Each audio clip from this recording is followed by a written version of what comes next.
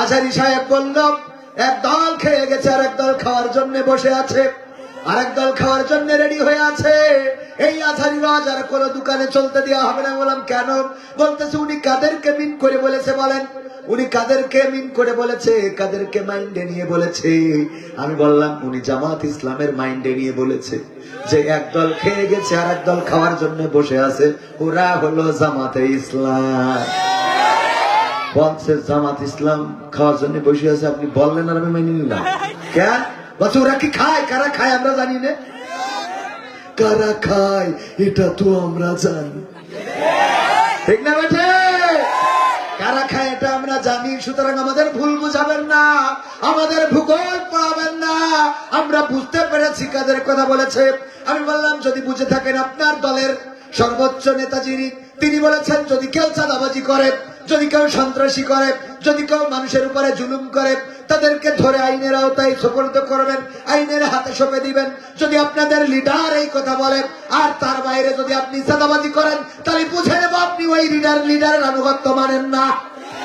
সুতরাং আপনি ওই দলের লোক নন, আপনি নিঃসন্দেহে বাংলাদেশ চাঁদাবাজি দলের লোক। বাংলাদেশ কি দল? বাংলাদেশ চাঁদাবাজি দলের লোক। তার মানে এই চাঁদাবাজি পার্টি যারা, তারা সবসময় চাঁদাবাজ থাকে, ওরা শুধুমাত্র সুবিধা নেয়, সুবিধাবাদ জিন্দাবাদ।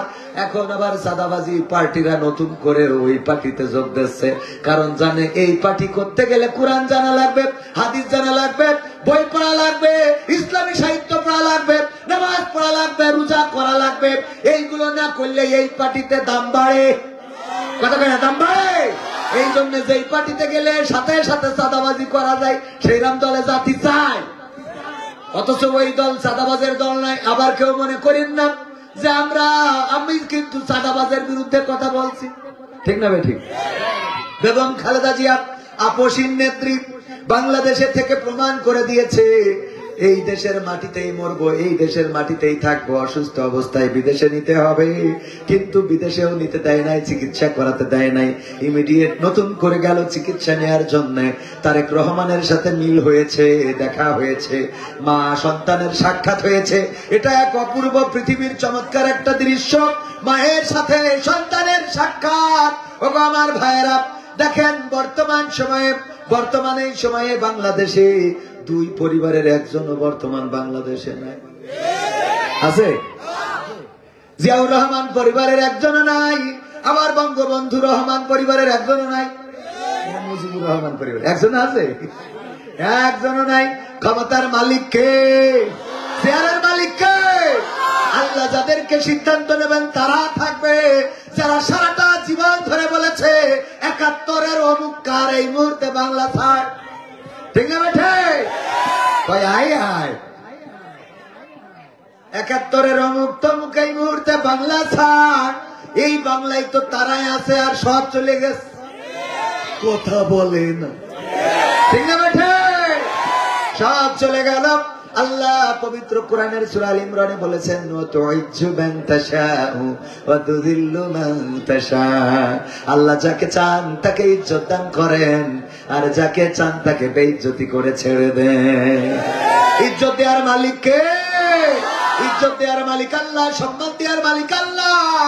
যেই মানুষগুলোকে বাংলাদেশ থেকে বিতাড়িত করা হয়েছিল, ডক্টর মিজানুর রহমান আজহারী, এখন যেখানেই যায় মাঠ ভরে যায়, লোকের জায়গার সংকুলন হয় না, এত বেশি লোক সমাগম ঘটে যে যা তারা কল্পনাও করেনি। অথচ যেই লোকগুলোকে এই দেশ থেকে বিতাড়িত করা হলো, তারা এক এক করে এই দেশে ইন হয়ে গেল, আর যারা বিতাড়িত করলো তারা একে একে আউট হয়ে গেল, ঠিক না বেঠে? আজকেও আমাদের চিত্রনায়িকা নিপুণ আল্লাহর ওলি, হ্যাঁ, নাউজুবিল্লাহ, হুজুর বলতে নাউজুবিল্লাহ, তালি নাউজুবিল্লাহ। এই চিত্রনায়িকা লন্ডনে যাবে, উনি বঙ্গবন্ধু পরিবারের আশীর্বাদ প্রাপ্ত ছিল, জানেন কিনা? বঙ্গবন্ধু পরিবারের আশীর্বাদ প্রাপ্ত। অন্য কার নাকি খাটে মাঠে কি করে পেরেক মেরেক মারি দিত, যাতে নড়ানড়ি না করে। এই নিপুণ চলে যাবে কোথায়? লন্ডনে। এতদিন কত দাপট, জাহিদ মনে হয় আজকে খুব খুশি। জাহিদ খান খুশি হয়েছে না? জাহিদের সাথে বাড়াবাড়ি পাড়াপাড়ি। এই নিপুণ যাবে ঢাকা, এনেছে ঢাকা থেকে, কিন্তু কৌশল করে আমাদের সিলেট জিএম ওসমানী, তাই না এয়ারপোর্টের নাম, হ্যাঁ জিএম ওসমানী বিমানবন্দর থেকে রওনা করাবে। আল্লাহর পরিকল্পনায় এত সূক্ষ্ম, পালাতে চাও পালাতে পারবা না। আল্লাহ রাব্বুল আলামিন আছেন আমাদের। দেখেন ইসলামী আন্দোলনের নেতা কর্মীরা কেউ পালাতে চায় নাই।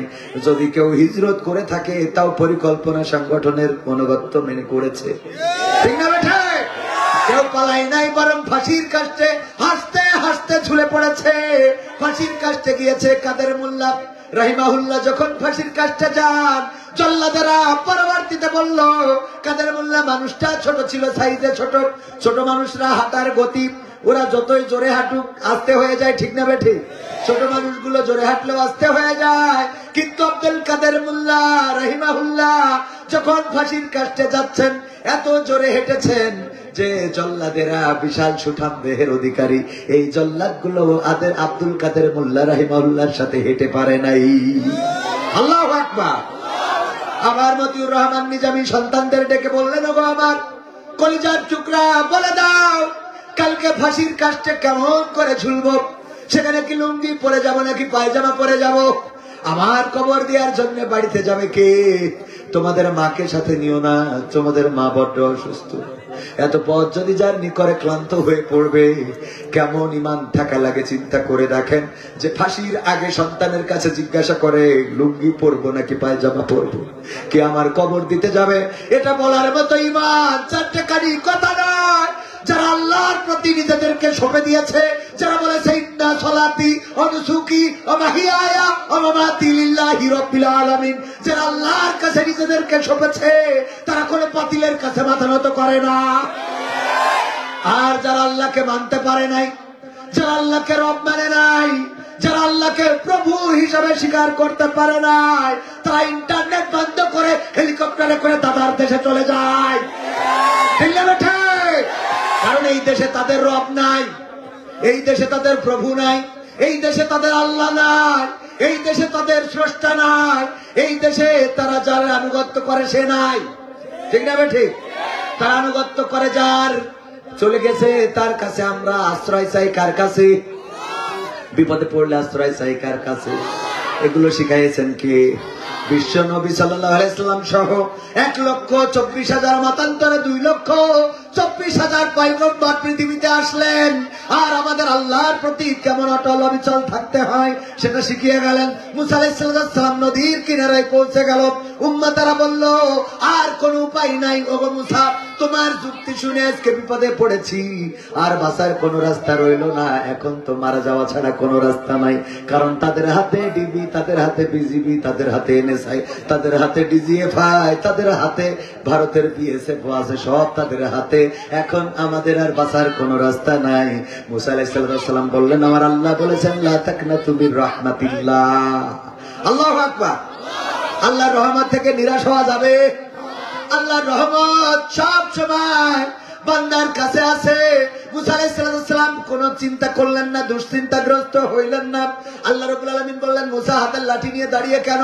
কয় কি করতাম? নদীতে বাড়ি দাও। নদীতে বাড়ি দিল, 12টা রাস্তা হয়ে গেল। ফেরাউন সেখানে পৌঁছানোর পরে রাস্তা দেখে বলতেছে, এটা আমার বাবার স্বপ্ন ছিল,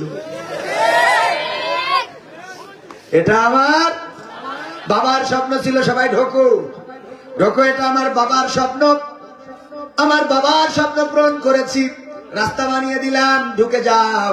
আরে ফেরাউন কত অধ্যত্ত, চিন্তাও করে নাই যে এই নদীর মধ্যে কেমনে রাস্তা হইল। নিশ্চয় মুসার মধ্যে কোনো কেরামতি আছে না নাই?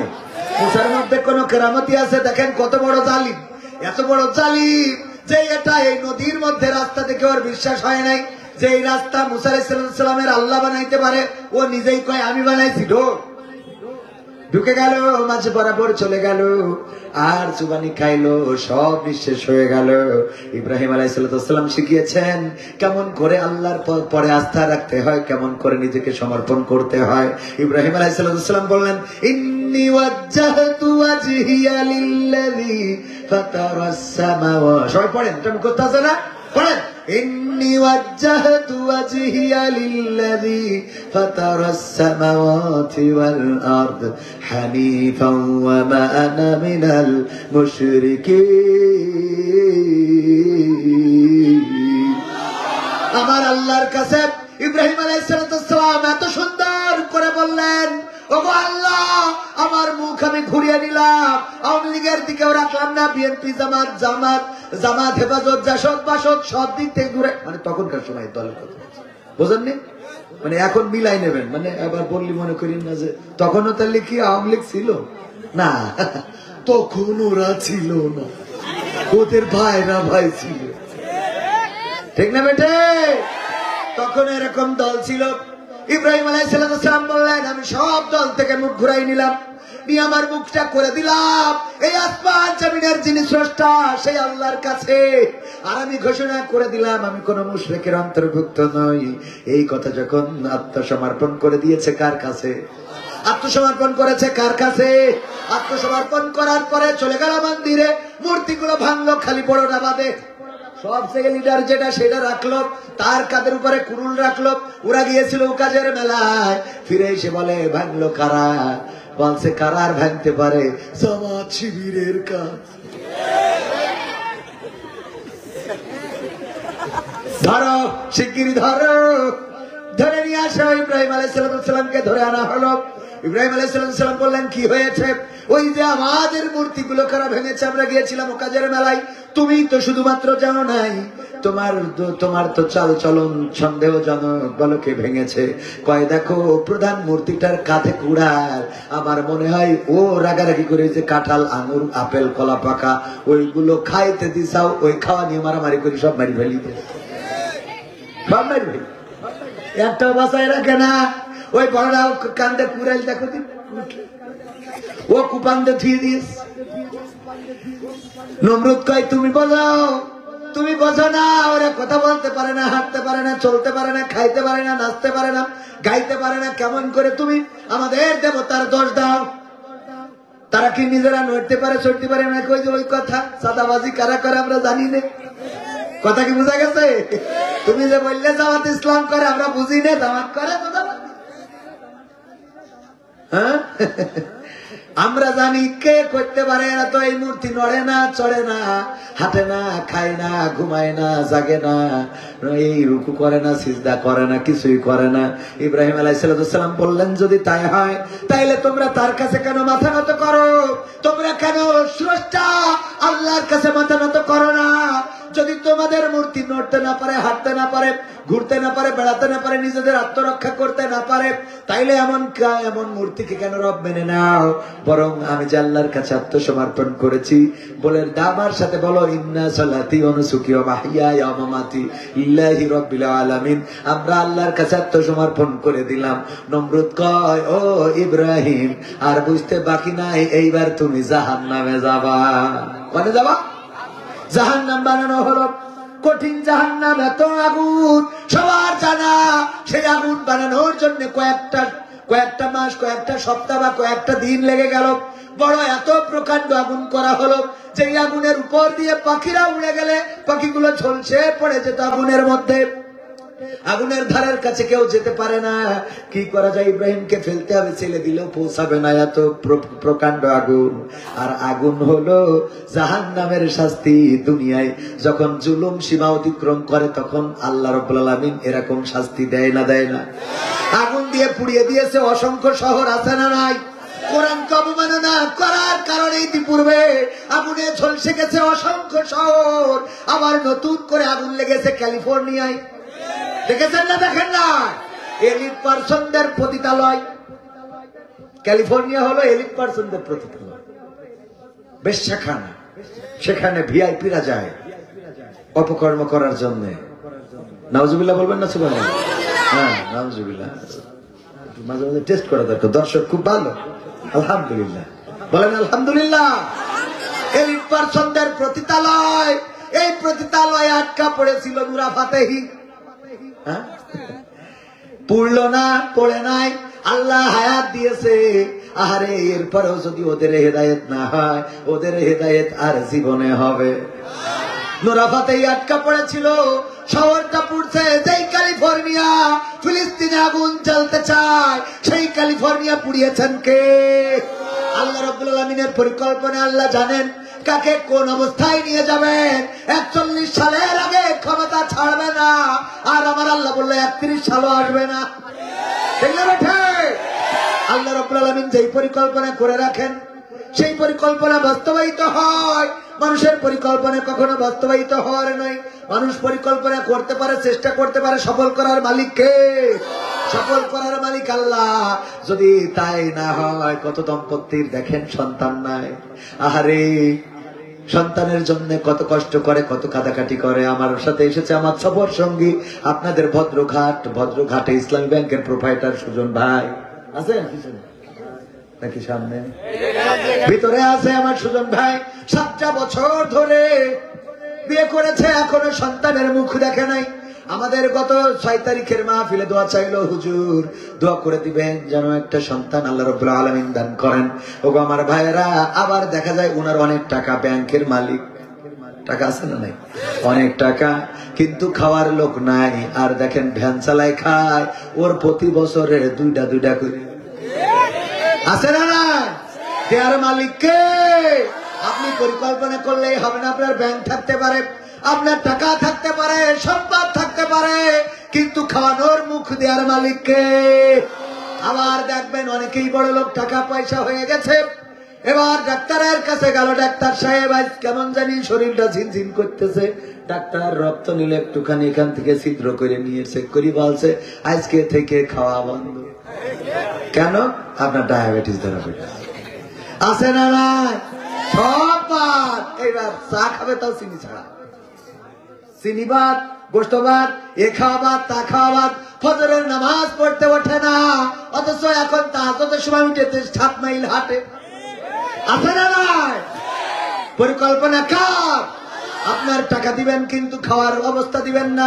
আবার আর একজনের পেটে ক্ষুধা, সারাদিন ভ্যান চালায়, কিন্তু খাওয়ার মতো টাকা জোটে না। কারণ আল্লাহ রাব্বুল আলামিন না খাওয়াইলে আপনি খাইতে পারবেন? খাওয়া যাবে?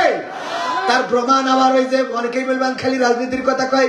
শেখ হাসিনা রান্না করে রাখলো, দুপুর বেলা এরকম বড় বড় মাছের মাথা খাবে, আর ওই পুকুরের মধ্যে মাছ বড়শি দিয়ে ধরবে, রাজহাঁস গুলো চড়ে বেড়ায়। কিন্তু আমার আল্লাহ বললো এইগুলো জনগণের সম্পদ, জনগণ এসে বুঝে নিয়ে যাবে। ঠিক না বেঠে? ক্ষমতায় কেউ স্থায়ী হয় না, হোক না সে হাসিনা কিবারে না, সে আরটা চিরকাল থাকে না। ক্ষমতায় কেউ স্থায়ী হয় না, মুজিবুর বেশি দিন থাকেনি, জিয়াউর কেউ তো রাখেনি। মুজিবুর বেশি দিন থাকেনি, জিয়াউর কেউ তো রাখেনি। এরশাদ চলে গেছে পৃথিবী ছেড়ে, এরশাদ চলে গেছে পৃথিবী ছেড়ে, কেউ আজ তার কথা কয় না। ক্ষমতায় কেউ স্থায়ী হয় না, হাসিনা ক্ষমতা ধরে রাখতে আয়না ঘর বানিয়েছিল, জনগণের রোশানলে দাদার দেশে পালিয়ে গেল। হাসিনা ক্ষমতা ধরে রাখতে আয়না ঘর বানিয়েছিল, জনগণের রোশানলে দাদার দেশে পালিয়ে গেল। ডিবি হারুনের পাশে আর, ডিবি হারুনের পাশে আর পরিমণিদের দেখা যায় না। ঠিক না বেঠে? ক্ষমতায় কেউ স্থায়ী হয় না, হোক না সে হাসিনা কিবারে না, সে আরটা চিরকাল। আমার ওইদিকে টিউলিপ সিদ্দিকীর সংসদ সদস্য পদ নিয়ে টানাপোড়েন চলছে। শুনলাম ফ্ল্যাট কিনেছে দুর্নীতি করে, পেপার পত্রিকায় দেখলাম খিবিদি খিস্তি অবস্থা। আরে দেখেন, যখন আল্লাহ রাব্বুল আলামিন, ওই যে প্রথমেই বলেছিলাম, আল্লাহর কোরআন কি কখনো মিথ্যা হতে পারে নাকি? মিথ্যা হতে পারে? কথা কার? আল্লাহ রাব্বুল আলামিন বললেন আমি সম্মানিত করব। দেখেন আগে আমাদের দায়িত্বশীল যারা ছিল তারা ছিল মাওলানা, তারা ছিল আল্লামা মাওলানা মতিউর রহমান নিজামী, উনি একজন মাওলানা মানুষ ছিলেন। নেতা ছিল মাওলানা দেলোয়ার হুসাইন সাইদি, মাওলানা আব্দুর রহিম, এমনি ভাবে কত মাওলানা সালাম পাঠিয়েছে। তিনি বলেছেন মৃত্যুকালে তার একটা আকাঙ্ক্ষা, যেখানে আল্লাহ রাসূল সাল্লাল্লাহু আলাইহি সাল্লাম ঘুমানো এবং রাসূলের সবচেয়ে কাছের সাহাবা ওমর রাদিয়াল্লাহু তাআলা আনহু ঘুমানো, আমি ওমর ওই জায়গাটা একটু জায়গা চাই যেন রাসূলের রওজার পাশে আমার কবরস্থ করা হয়।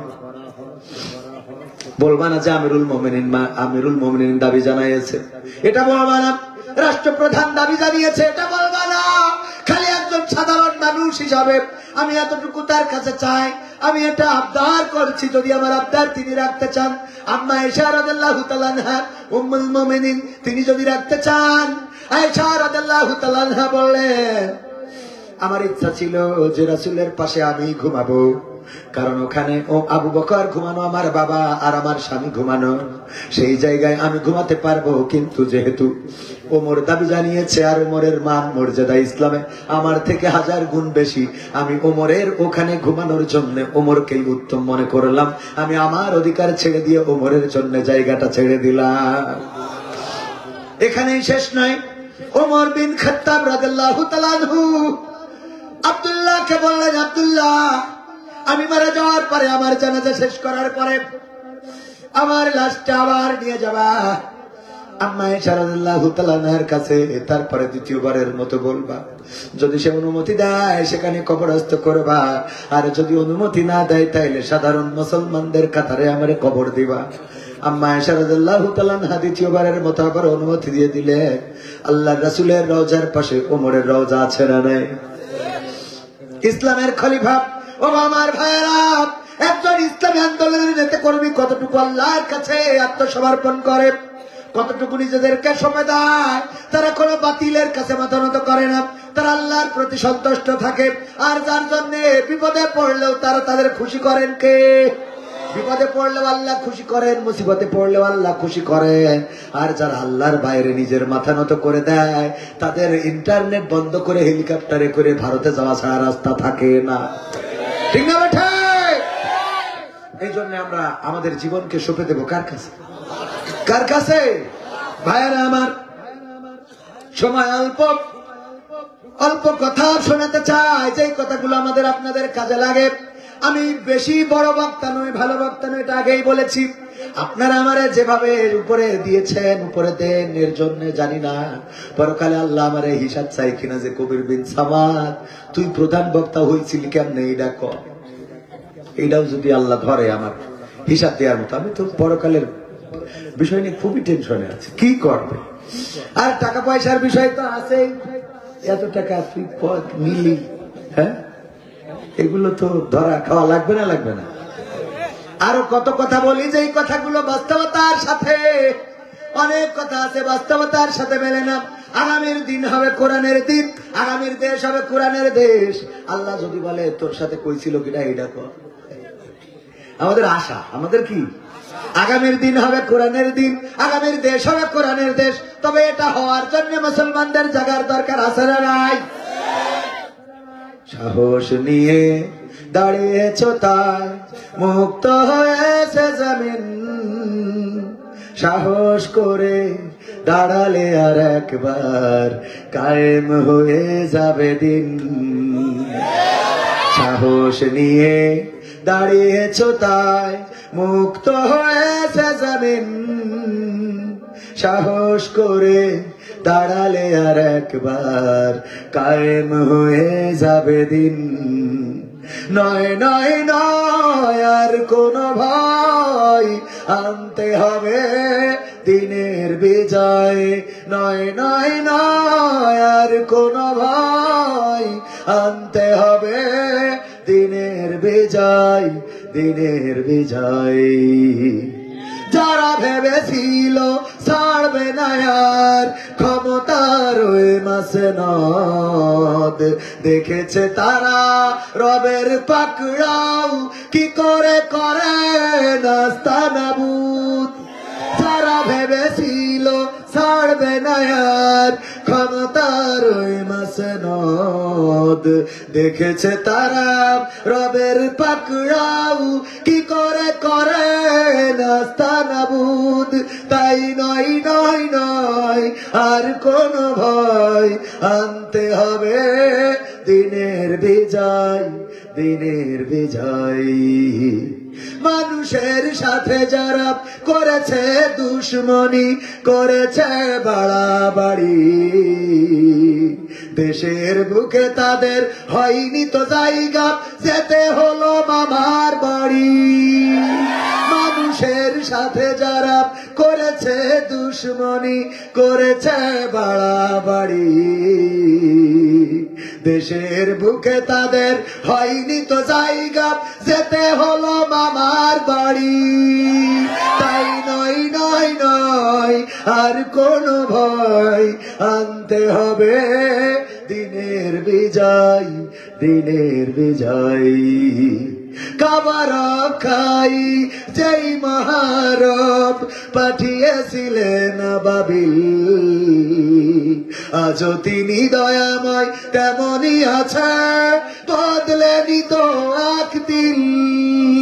কাবা রক্ষাই যেই মহারব পাঠিয়েছিলেন আবাবিল। আর এখন আল্লাহ মাওলানাও না, মুফতিও না, মুহাদ্দিসও না, খালি একজন ডাক্তার। এই ডাক্তারের মধ্যে এমন কিছু দিয়ে দিলেন যে ডাক্তারের কথা শুনে হিন্দুরা পর্যন্ত ওই দলে যোগ দিচ্ছে। ঠিক না বেটা? আবার কেউ মনে করেন না আমি কোন দলের এজেন্ডা নিয়ে এসেছি। আমার কথা হলো কোরআনের মানদণ্ডে যারা উত্তীর্ণ হবে তাদের সাথে আমরা আছি না নাই। আর কোরআনের মানদণ্ডে যদি কেউ ফেল করে, জামাত ইসলাম ক্ষমতায় চলে গেল কিন্তু নামাজ কায়েম করলো না, চোর চুরি করলে হাত কেটে দাও সেটা কায়েম করলো না, ছিনতাই করলে এক পাশের হাত অপর পাশের পা কেটে দাও করলো না, জেনা ধর্ষণ করলে মাজা পর্যন্ত কেড়ে দাও, ইট পাথর নিক্ষেপ করো করলো না, দুর্নীতিবাজদের শাস্তির আওতায় আনলো না। যদি সবার সাথে মিলেমিশে এখন যেভাবে চলে ওইভাবে যদি মাখায়ে মাখায়ে চলতে চায়, তাইলে জামাতের বিরুদ্ধে ওয়াজ হবে। বলেন ঠিক কিনা? এর নাম ইসলাম। এর নাম কি? ওমর রাদিয়াল্লাহু তাআলা আনহু বললেন, আমার সন্তান মদ্যপান করেছে, তার শরীয়ত মোতাবেক যতটুকু শাস্তি ততটুকুই দিতে হবে, কার্পণ্য করা যাবে না। ও হাকিম রায় দিলেন যে ঠিক আছে, তার রায় হলো 100 বেত্রাঘাত। ওমর রাদিয়াল্লাহু তাআলা আনহু বললেন, এই 100 বেত্রাঘাত আপনি করতে পারবেন না, কোন জল্লাদ করতে পারবে না, কারণ কোন জল্লাদ যদি করে তাইলে আমার সন্তান হিসাবে কার্পণ্য বোধ করতে পারে। সুতরাং আমার সন্তানের বেত্রাঘাত আমি নিজ হাতে করব। 50টা বেত্রাঘাতের পরে সন্তান মারা গেলেন। ওমর রাদিয়াল্লাহু তাআলা আনহু নিজ হাতে দাফন কাফন করার পরে বাকি 50টা বেত্রাঘাত কবরের পরে মেরে দিলেন। আল্লাহু আকবার বলবেন না? এর নাম হলো ইসলামী শাসন ব্যবস্থা। শুধু তাই নয়, এই ওমর যিনি অর্ধ পৃথিবীর খলিফা, গত কয়েকদিন আগে উনার সর্বশেষ আকুতি পড়তে যে কুটকুট করা যাবে না।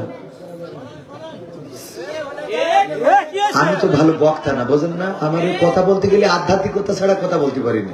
আমার কোনো পরিকল্পনাও থাকে না কি বলবো, আসি বলতে থাকি, বলে শেষ করি বাড়ি চলে যাবে। হ্যাঁ, এনে একবার আসবেন, নড়বেন, একবার কুটকুট করবেন, এটা হবে। হ্যাঁ, সবাই জিকির করেন লা ইলাহা। টাকা চুরি হয়ে যাচ্ছিল না তাহলে?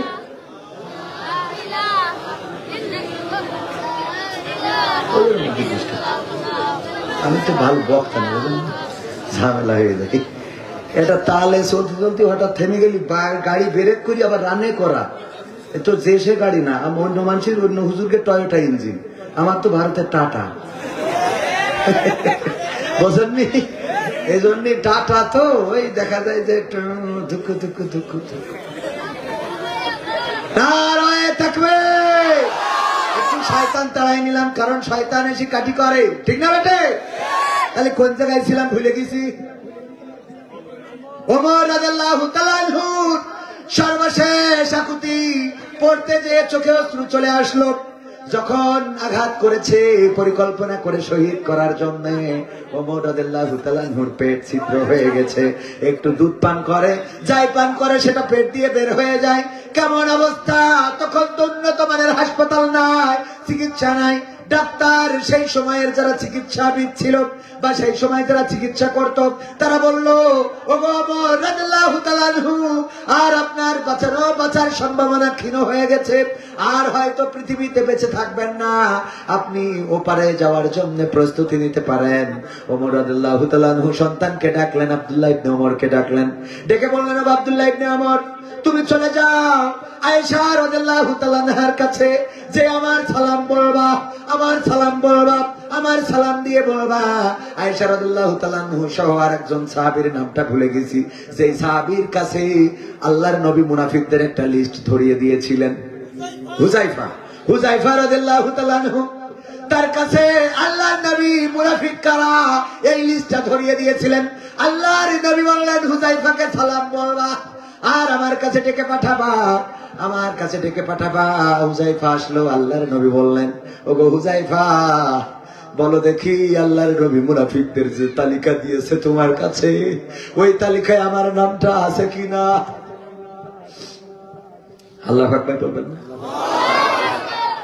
যেই সাহাবী আল্লাহর নবী বলেছেন, ওগো আমি শেষ নবী, আমার পরে কোন নবী আসবে না, আমার পরে যদি কোন নবী হতো সেটা ওমর হয়ে যেত, যেটা ওমর, এই সেই ওমর, যেই ওমর আল্লাহর নবী বলেছেন আমার পরে নবী হইলে ওমর হইতো, সেই ওমর ডেকে বলতেছে, ওগো হুযায়ফা, তোমার নামের যে লিস্ট, মুনাফিকদের নামের যে লিস্ট তোমার কাছে ধরিয়ে দিয়েছে, বলো দেখি ওই নামের মধ্যে আমার নামটা কোথাও আছে নাকি? হুযায়ফা রাদিয়াল্লাহু তাআলা আনহু বললেন, ওগো ওমর রাদিয়াল্লাহু তাআলা আনহু, এই নামের তালিকা তো বলা এটা সিক্রেট বিষয়, বলা সম্ভব নয়, তবে আপনাকে এতটুকু আশ্বস্ত করতে চাই, আল্লাহর নবী যে নামগুলো লিখে দিয়েছেন এই নামের মধ্যে ওমর বিন খাত্তাব বলে কোনো নাম নাই, ওমর বিন খাত্তাব বলে কোনো নাম নাই।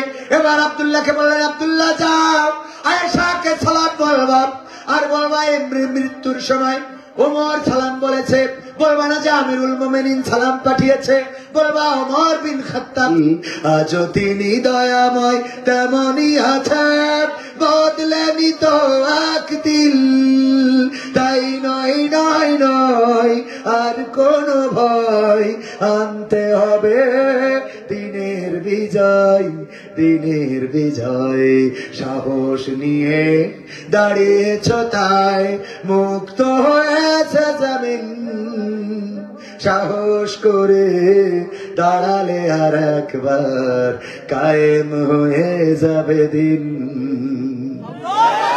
সাহস নিয়ে দাঁড়াতে রাজি আছেন? আগামী দিন যদি কোরআন কায়েমের জন্য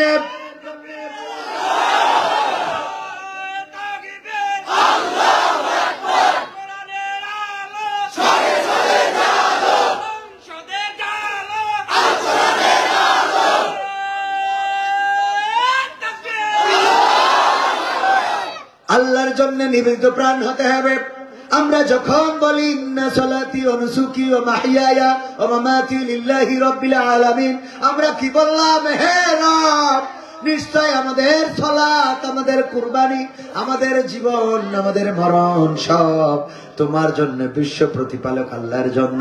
যদি তাই এটা যদি আমরা বলি, এটা যদি মেনে নিই, আমাদের কুরবানি হবে কার জন্য? সেই কুরবানি কি শুধু গরু ছাগল কুরবানি?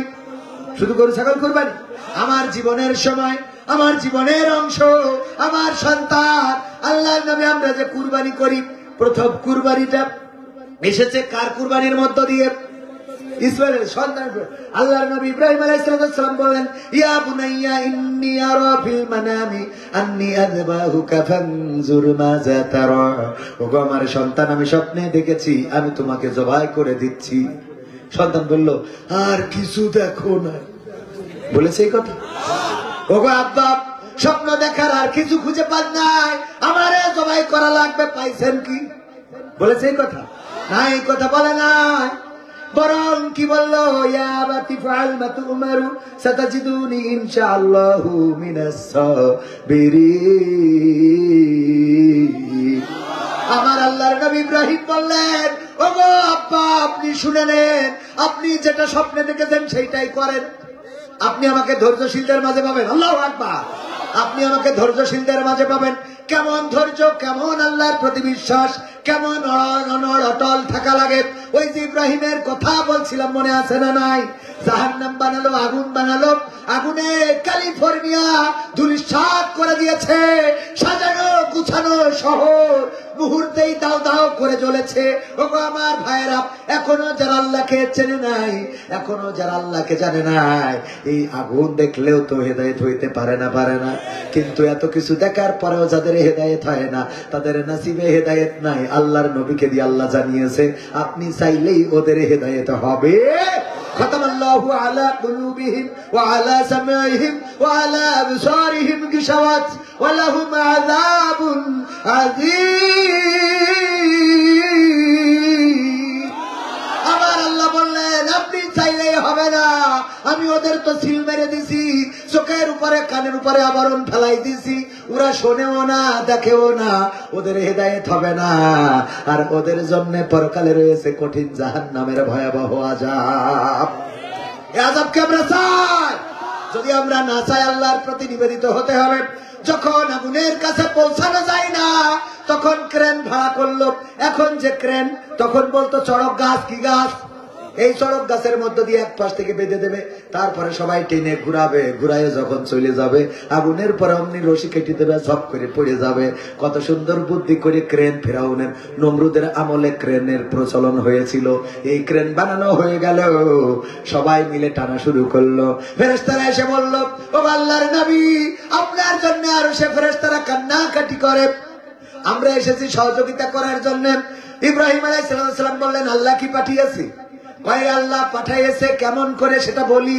সেটা হলো, আল্লাহর কাছে বললাম, আল্লাহ, তোমার বন্ধু, তোমার খলিল আগুনে পুড়ে যাবে, এটা কি হতে পারে? যদি আমাদেরকে পাঠাও, সহযোগিতা করতে চায়। আল্লাহ রাব্বুল আলামিন বললেন, যাও, তবে আমার ইব্রাহিমের কাছে আগে শুনবা। যদি সে সহযোগিতা যদি চাই তাইলে করবা, যদি না চাই তাইলে ফিরে আসবা। আল্লাহর নবী ইব্রাহিম বললেন, ও ফেরেশতারা, তাইলে তোমরা ফিরে যাও।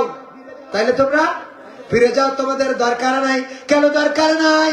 কারণ তোমরা যে আল্লাহর কাছ থেকে অনুমতি প্রার্থনা করে এসেছো, আমার অবস্থা তোমরা যা জানো তার থেকে বেশি জানে ওই আল্লাহ। আল্লাহু আকবার। আমার অবস্থা তোমাদের থেকে আমার আল্লাহর ভালো জানে। সুতরাং তোমরা ফিরে যাও। আল্লাহ যদি চান তাহলে আল্লাহ সহযোগিতা করবেন, আর আল্লাহ যদি না চান, সমস্যা নাই। আল্লাহর জন্য পড়তে কোনো আপত্তি নাই, আল্লাহর জন্য ফাঁসিতে ঝুলতে কোনো আপত্তি নাই, আল্লাহর জন্য পানিতে চুবানি খেতে কোনো আপত্তি নাই। সুতরাং তোমরা ফিরে যেতে পারো। আল্লাহ রাব্বুল আলামিন নিজের দায়িত্ব পালন করলেন, বললেন, ইয়া নারু কুনি বারদাও ওয়া সালামান আলা ইব্রাহিম। আমার আল্লাহ বলেন, ও আগুন, তুমি শুধু ঠান্ডা হইলে হবে না, তুমি শুধু ঠান্ডা হয়ে যাবা তা হবে না। কি হতে পারো? আরামদায়ক হয়ে যেতে হবে, এয়ার কন্ডিশনের মতো, না শীত না গরম। আগুন সুন্দর ফুল বাগান হয়ে গেল। নমরুদ ডাক দিয়ে বলল, এই ডিবি, এই বিজিবি, এই এনএসআই, এই ডিজিএফআই সবকে নাই, তোদের 16 বছর ধরে খাওয়ালাম, আজকে কেন গুলি করতে পারো না? কথা ঠিক আছে না? না মিলাই নেবেন, যদি না মেলে বুঝে নেবেন আমার কাছ থেকে।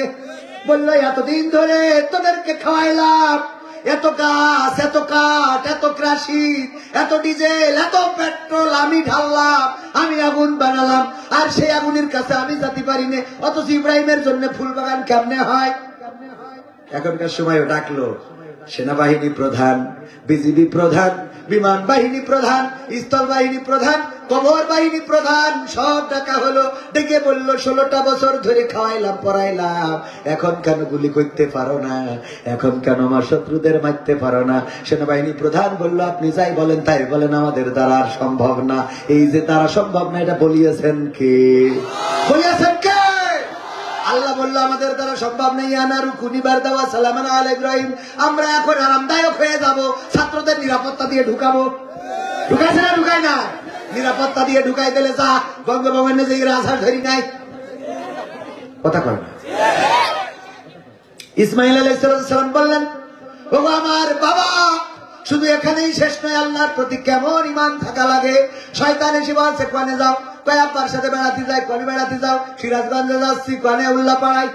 কথার কথা যাচ্ছি ওখানে। কয় ওখানে যে যাচ্ছ জানো নাকি তোমার আব্বা কি করবে? কয় না জানি না। কয় তোমার আব্বা তোমার নিয়ে যাচ্ছে জবাই করবে, তাই তোমার আব্বার চাদরের নিচে চুরি রয়েছে, ধারালো ঘাস করে জবাই করে দেবে। কয় শয়তান, আমার আব্বা কোনোদিন তার সন্তানকে কি জবাই করতে পারে নাকি? কয় পারে না মানে তোমার আব্বার আল্লাহ তার তা আদেশ করিয়েছে। কয় আমার আব্বার আল্লাহ যদি হয় তাহলে তোর আল্লাহ না কেন?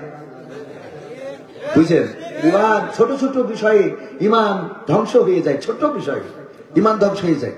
পরীক্ষা নিলে সিরাজগঞ্জ ফেল করবে, করবে না? ছোট বিষয়ে ইমান ফেল। পরীক্ষা করবে?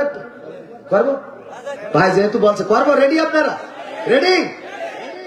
এইবার কিন্তু প্রস্তুত পরীক্ষার জন্য।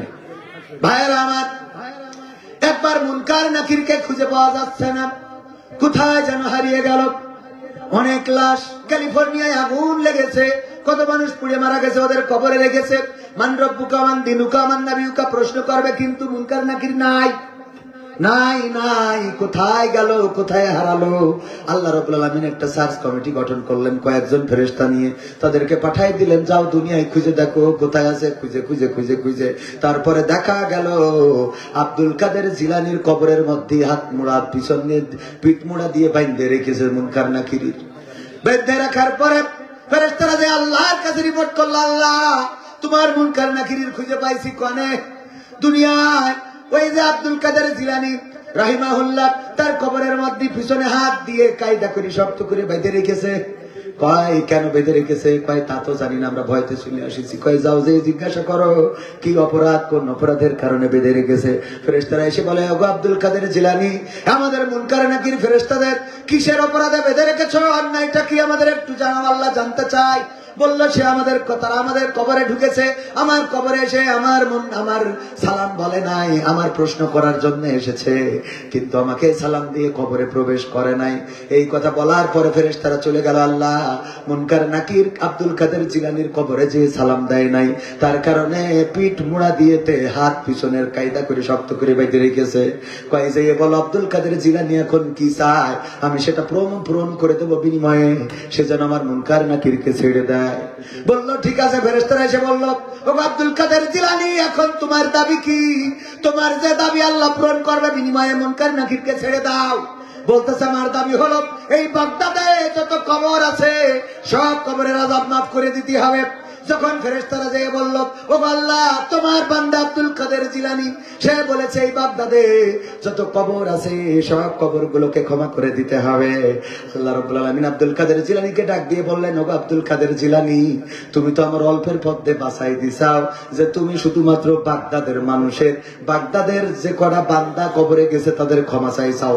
আজকে আমারে যে বিপদে ফেলেছো, এই বিপদে আমি এমন বিপদে পড়ে গেছি, তুমি যদি বলতে আল্লাহ মাসরিক থেকে মাগরিব পর্যন্ত, সীমান থেকে জুনুব পর্যন্ত সব কবরবাসীকে কিয়ামত পর্যন্ত মাফ করে দিতে হবে, তা আমি মাফ করে দিতাম। তবে তুমি যেহেতু বাগদাদের মানুষের কবরের মুক্তি চেয়েছো, আমি তোমার কথা মতো গোটা বাগদাদের সকল কবরবাসীর কবরগুলোকে ক্ষমা করে দিলাম। সবাই জোরে জোরে বলেন সুবহানাল্লাহ। পরীক্ষা কি নেবো? নেবো পরীক্ষা নেবো। সুবহানাল্লাহ বলেছেন কে কে হাত উঁচু করেন? হাত নামান। সুবহানাল্লাহ বলেননি কে কে হাত উঁচু করেন? এই কয়টা পাস, বাকি কয়টা ফেল। বোঝা গেছে? এক সুবহানাল্লাহ ঈমান শেষ।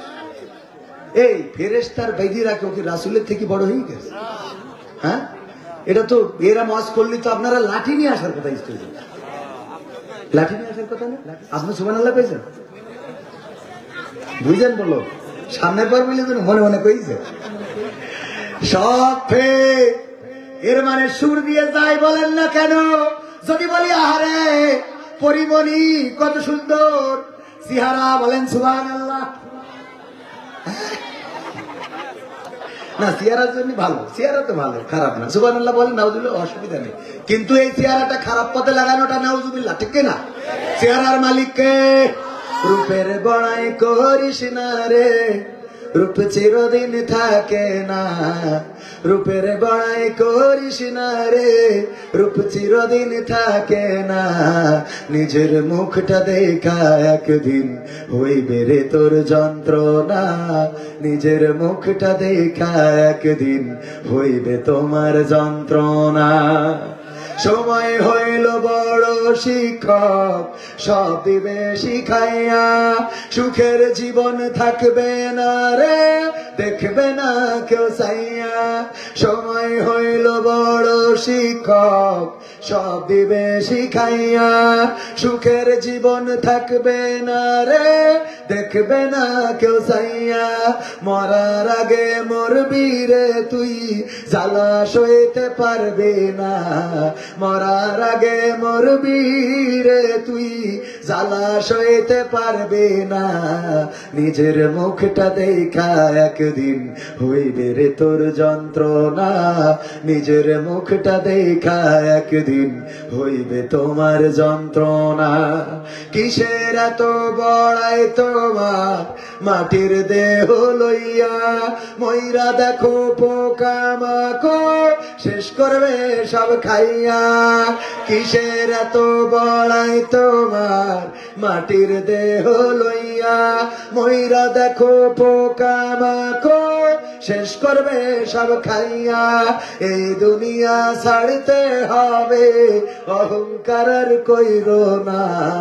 এই দুনিয়া ছাড়তে হবে, অহংকার আর কইরো না। নিজের মুখটা দেখা একদিন হইবে রে তোর যন্ত্রণা। নিজের মুখটা দেখা একদিন হইবে তোমার যন্ত্রণা। ক্ষমতার বড়াই কইরো না ভাই, সে আর চিরদিন থাকে না।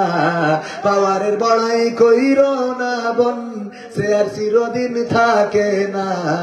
নিজের চেয়ার দেখা একদিন হইবে তোমার যন্ত্রণা। নিজের চেয়ার দেখা একদিন হইবে তোমার যন্ত্রণা। আর একটু জোরে ভাইরা আমার। তাইলে পরীক্ষায় ফেল করেছেন 100-র মধ্যে কয়জন? 99 জন। 100 জনের মধ্যে। তার মানে আমরা যে বলি শিরক থেকে বাঁচতে হবে, আমরা যে বলি বেদাত থেকে বাঁচতে হবে, আমরা যে বলি কবরের কাছে যেও না, এরকম সুর দিয়ে বললেই তো মনে হয় জান্নাতের দোতলায় চলে গেছি। ঠিক না বে ঠিক? ফেরেশতা মুনকার নাকিরকে আল্লাহ রাসূলের রওজায় পর্যন্ত এই জাতীয় ঘটনা নাই। আচ্ছা মানলাম যে সত্যি সত্যি বাইরে রেখেছে, এটাও যদি মানে না তো ওই কবরের মধ্যে ফেরেশতার বাইরে গেছিল কিনা? ফেরেশতারা এসে কি মানুষের কানে কানে বলিছে? কথা কয় না। কারণ নিবেদিত হয়েছেন কার কাছে? আল্লাহর কাছে নিবেদিত হয়েছিল। ইসমাইল আলাইহিস সালামকে ধোঁকা দিলেন শয়তান। ইসমাইল আলাইহিস সালাম বললেন বাবা কখনো ছুরি চালাতে পারে না সন্তানের কোলে। সন্তানের কোলে বলল না চালাবে, কারণ তার আল্লাহ বলেছে। কয় তার আল্লাহ হইলে তোমার কি? তার মানে তুমি আমার মার কাছে শুনেছি যারা আমাদেরকে ধোঁকা দেয় তুমি সেই শয়তান। মা শিখিয়েছিলেন। কে শিখিয়েছিলেন? আর এখনকার মা শিখায় তুমি পরিমাণ আছে না আব্বা, পরিমাণই হয়ে যাইতে দেখো এটা পরিমাণ। এই যে শাহরুখ খান এবার ছোট বাচ্চা ছেলে যদি বলে শাহরুখ খানকে আমি টিনি, পরিমাণিকেও টিনি, তারপরে আমি কারিনা কাপুর টিনি। কয় দেখো আমার ছেলে কত পন্ডিত হয়ে গেছে দেখো। এসো কার কার নাম জানো তুমি? কারিনা কাপুর, ওটা দিয়া নাই ঠপার টিনি আমি। দেখিসাও কারিনা কাপুর না। ওরে গর্ব। হ্যাঁ আমার ছেলে কত শিক্ষিত। শয়তান কোথায় আছে না ভাই? এইগুলোতে গর্ববোধ করে। ফোন যদি চালাইতে পারে, গান যদি জুইতে পারে, আমার ছেলে ছোট বাচ্চা তাও দেখো কি কায়দা করি গান জড়িয়ে দেখো। খুশি আছে না নাই? কোরআন পড়াইতে দিলা না, হাদিস পড়াইতে দিলা না, মাদ্রাসায় দিলা না, মানুষ বানাইলা না। আর বুড়ো বয়সে এসে বলে হুজুর আমার জন্য একটু দোয়া করবেন। কিসের জন্য? আমার ছেলে আমার খাতে দেয় না, এখনো বুড়ো বয়সে ভ্যান চালাই শিখতে পারি, অনেক কষ্ট হয় বাবা। আমার জন্য একটু দোয়া করো বাবা। ঠিক না বেঠে? তোর জন্য দোয়া করবে কি? তুই ছোটবেলায় তোমার আবার এখানে আমার যে শব্দ চলে আসছিল ও শব্দ এখানে চলে না, ওই যে নাটকের শব্দ। সাবধান, বেরে করেছি সুজন ভাই, বলি দেওয়ার পরে ওখানে একবার বেরোয় গেছিল। যাক, আপনাদের এখানে ওই শব্দটা খারাপ, ওইটা না বললাম। এক জায়গার বুলি আর এক জায়গার কি ভাইয়েরা আমার, এই জন্য শিখানো লাগবে ছোটবেলায়। আমার মায়েরা আল্লাহর নবী ইসমাইলকে এমন শিখালেন যে ইসমাইল শয়তানকে চিনে ফেললো। শয়তানকে শুধু এই বললো না, আবার পাথর ছুড়ে মারলো, শয়তান দূর হ দূর হ, তোর যেন আমার সামনে না দেখি। পাথর মেরেছে না মারে নাই? মেরেছে না মারে নাই? এখনো আমরা যে শয়তানের পাথর মারি। ও আমার ভাইজানেরা, আমার কলিজার টুকরারা, ইসমাইল আলাইহিস সালামের সেই ঈমান, কেমন ঈমান! সন্তানকে যখন বাবা বলল যে আমি স্বপ্ন দেখেছি, ইয়া বুনাইয়া ইন্নী আরা ফিল মানামি আন্নী আযবাহুকা ফানজুর মাযা তারা, আমি স্বপ্ন দেখেছি তোমাকে জবাই করছি। সন্তান কোনো দুঃখ করলো না, কষ্ট পাইলো না, বরং সন্তান 3টা ওসিয়ত করেছে। কিতাবে এসেছে কয়টা? সবাই বলেন কয়টা? 3টা ওসিয়ত করেছে। ও বাবা, আপনি আবার জবাই করেন, আপত্তি নাই, এটা তো কোরআনেই আছে। সন্তান বলেছেন, ইয়া আবাতি ফাআল মা তুমারু সাতাজিদুনি ইনশাআল্লাহু মিনাস সাবিরিন। ওগো আমার আব্বা, আপনি আপনার কর্ম সম্পাদন করেন, আপনি আমার ধৈর্যশীলদের মাঝে দেখতে পাবেন। এই যা তারপরের পরবর্তী যে ঘটনা ছিল সেটা এমন। ইসমাইল আলাইহিস সালাম বলেন, ওগো বাবা, আমার কুরবানির সময় 3টা কাজ আপনার করে দিতে হবে। বলো বাবা, কি কি কাজ? 1 নম্বর হলো আপনি আপনার চোখ দুটো বেঁধে নেবেন, আপনার চোখটা বেঁধে নেবেন, তারপরে আপনি হাতড়ি আমার গলা দেখে পোজ বাঁধাবেন। 2 নম্বর ওসিয়াত হলো, গো বাবা, আপনি আমার হাত পা বেঁধে নেবেন, আমার হাত পা শক্ত করে বেঁধে নিয়ে তারপরে আমারে জবাই করবেন। আর 3 নম্বর ওসিয়াত হলো, আমার জবাইয়ের পরে আমার রক্ত মাখা কাপড় চোপড় গুলো আমার মা জননীর কাছে পৌঁছে দেবেন, আর বলবেন আল্লাহর জন্য তিনি কুরবান হয়েছে। ইব্রাহিম আলাইহিস সালাম বললেন, আমার চোখ কেন বাঁধবো বাবা? ইসমাইল আলাইহিস সালাম বললেন, ও বাবা, পৃথিবীর পরে সন্তানের, বাবার সন্তানের পরে যত মায়া, এত মায়া অন্য কোন জিনিসের পরে হয় না। ঠিক না ঠিক? সন্তান কলিজার টুকরা, সন্তান। স্ত্রী চলে যায় যাক, কিন্তু সন্তান থাক। অথচ ওই স্ত্রীর থেকেই তো সন্তান এসেছে। তারপরেও কথা হলো, আমার বউ চলে যাক, কোনো আপত্তি নাই, কিন্তু সন্তানটা আমার পাইতে হবে। এর জন্য আন্দোলন, এর জন্য লড়াই, মামলা, মোকদ্দমা, কেস, জেল সব আছে না নাই? সন্তান পাওয়ার জন্য কলিজার টুকরা সন্তান, এর মতো সম্পর্ক নিঃস্বার্থ একটা সম্পর্ক। সন্তান বাবাকে ভালোবাসুক আর না বাসুক, বাবা সন্তানকে ভালোবাসে, মাথার ঘাম পায়ে ফেলে।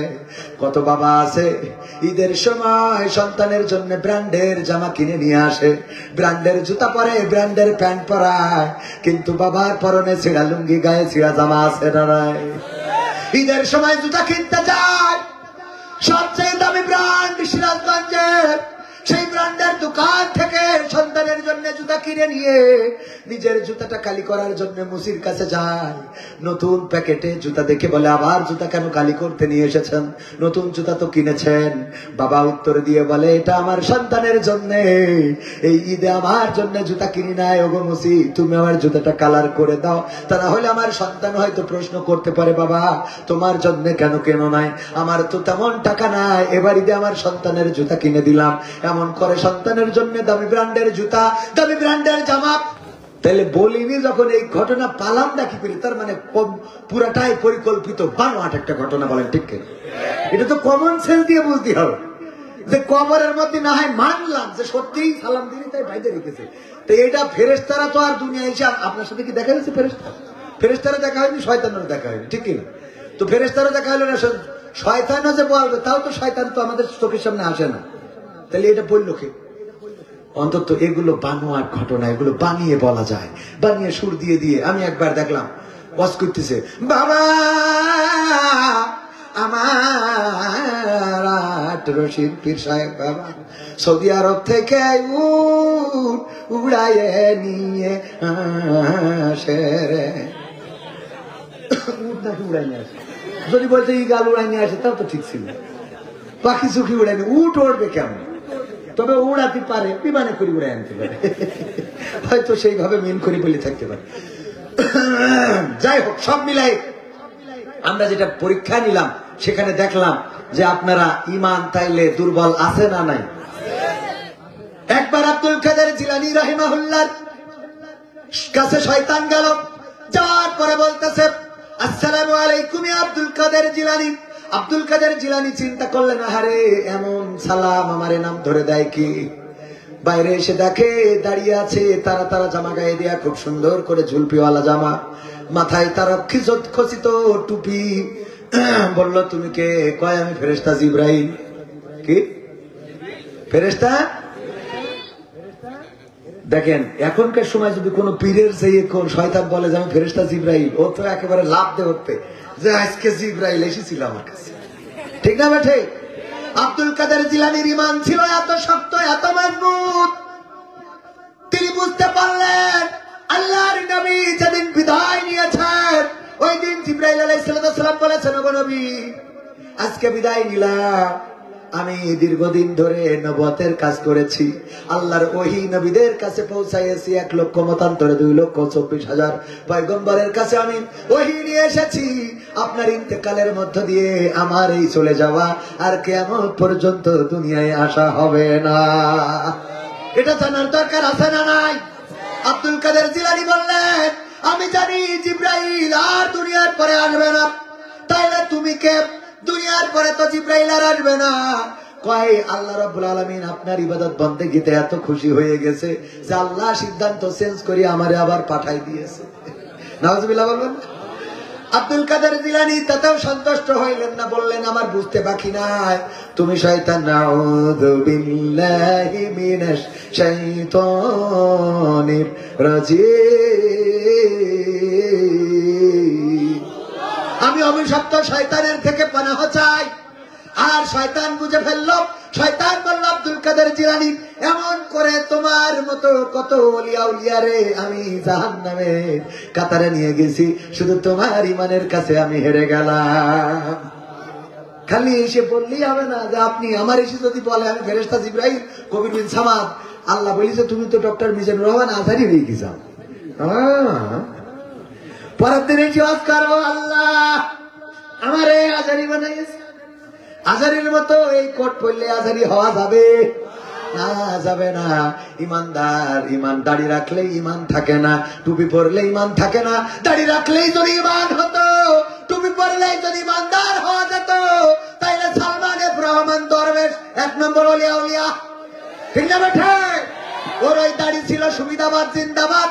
যখন বুঝেছে পালাতে গেলে দাড়ি কাটতে হবে, তখন রাসূলের কলিজায় খুর দিয়েছে, ঠিক না বেঠে? আমার খুর দিল। আমি বললাম পালাবি পালাবি, 5 তারিখে যাই নৌকা ডুবে গেল, ওতে উঠলে কি বললে? যেটা ডুবে গেছে ওতে আবার উঠাতে। আমার মানিকা আল্লাহ ও চিন্তা করলো, এতদিন দাড়ির বিরুদ্ধে কথা বললাম, টুপির বিরুদ্ধে কথা বললাম, পাঞ্জাবির বিরুদ্ধে কথা বললাম না, আল্লাহ ছাড়া কোনো উপায় নাই, এই জন্য টুপিও পড়লো, দাড়িও রাখলো। তারপরে দিন দুনিয়া ছেড়ে দিয়ে চলে গেল, বাগানে কলা পাতায় শুয়ে থাকলো, ঠিক না বেঠে? কলা পাতায় শুয়ার পরেও আহারে বেরসিক বাঙালি জনগণ তারে এমন মারা মারলো যে বিসি দুটো নাকি খুলি নিয়ে চলে গেছে। সহ্য না করে পারবে, খেলা হবে না, কারণ বিসি তো নাই, ঠিক না বেঠে? ভাইয়েরা আমার, আল্লাহর প্রতি নিবেদিত যদি হয়, জেলখানায় গেলেও হাসি লাগবে, ফাঁসির কাছে ঝুললেও আনন্দ লাগবে। দামি ব্র্যান্ডের কাপড় সব নিশ্চিত করে, সবচেয়ে দামি স্কুলে পড়ায়, মাসে মাসে বেতন দেয়, বিনিময়ে একটা মানুষ পয়দা করে, ঠিক না বেঠে? এমন অমানুষ বানায় যে অমানুষটা চাকরি পায়, চাকরি করে, ইঞ্জিনিয়ার হয়েছে, ম্যাজিস্ট্রেট হয়েছে, ব্যারিস্টার হয়েছে, বড় চাকরিজীবী হয়েছে। বিয়ে করার পরে এই বাবা যদি কোনোদিন ঢাকায় ফ্ল্যাটে যায়, বলে বাবা না বলে আসলে কেন, চলে যাবা কখন, ঠিক না বেঠে? বৃদ্ধাশ্রমে যত পিতামাতা আছে খুঁজে দেখেন, সব এলিট পার্সনদের বাবা মা, সব দামি দামি সন্তানের বাবা মা, যারা ভালো ভালো ভালো চাকরি করে, ভালো ভালো টাকা রোজগার করে, কারণ সন্তানদেরকে ব্র্যান্ডের জামা কাপড় পরিয়েছে, ব্র্যান্ডের জুতা পরিয়েছে, কিন্তু সবচেয়ে দামি ব্র্যান্ড কোরআনটা পড়াই নাই, ঠিক না বেঠে? এই কোরআনটা যদি পড়াতো, এই কোরআনটা যদি শিখাতো, আমার কোরআন শিখিয়ে দিয়েছে মায়ের সাথে বাবার সাথে এমন আচরণ করো যেন সে উঠ পর্যন্ত না করে। আল্লাহু আকবার। যেন সে উঠ পর্যন্ত না করে। আর শিখিয়ে দিলেন দোয়া করো, রব্বির রাহমহুমা কামা রাব্বায়ানি সগীরা। হে আমার রব, আমার পিতামাতা যেমন করে ছোটবেলায় স্নেহের কোলে লালন পালন করেছে, তুমি তেমন করে আমার পিতামাতাকে তোমার রহমতের কোলে লালন পালন করো। আল্লাহর নবী বলেন, এমন দোয়া যখন কোন সন্তান পিতার কবরের কাছে, মাতার কবরের কাছে দাঁড়িয়ে করে, আর তার চোখের অশ্রু সোয়ালের পরে আসার আগে এই দোয়া কবুল করা আল্লাহর জন্য ওয়াজিব হয়ে যায়। বলেন সুবহানাল্লাহ। এমন সন্তানকে আপনারা চান? এমন সন্তান যদি চান, তাহলে কোরআনের দীক্ষায় দীক্ষা দিতে হবে, কোরআনের শিক্ষায় শিক্ষিত করতে হবে। যদি সেটা করতে পারেন, তবে ওই সন্তান কবরের কাছে দাঁড়াবে। আমি এমন কোন ঈদ নাই যে ঈদের আগে আমার বাবার কবর জিয়ারতটা করি না, আমার বাবার কবরের কাছে দাঁড়াই না। কারণ যতটা ঈদ আমার বাবা বেঁচে থাকতে করিয়েছেন, আজ 23 বছর হয়ে গেল। আমার বাবার চলে যাওয়া কয় বছর? 23 বছর। আমার বয়স যখন 14, বাবাকে হারিয়েছি। ছোটবেলায় যখন বুঝি না, আমার বাবাও আমার বাবাকে দেখে নাই। 6 মাস যখন বয়স আমার বাবার, তখন আমার দাদা ইন্তেকাল করেছেন। আমার বাবা আমার দাদাকে দেখে নাই। 6 মাস বয়স, তারপরেও কবরটা দেখিয়ে দিয়েছি, এই হলো তোমার বাবার কবর। আমার বাবা, আমার আব্বা আমাকে নিয়ে কবরের কাছে দাঁড়াতেন, আমি দেখেছি। যেই বাবাকে চোখে দেখে না, সেই বাবার কবরের কাছে দাঁড়িয়ে দুটি হাত তুলেছেন আর চোখের অশ্রু ঝরেছে।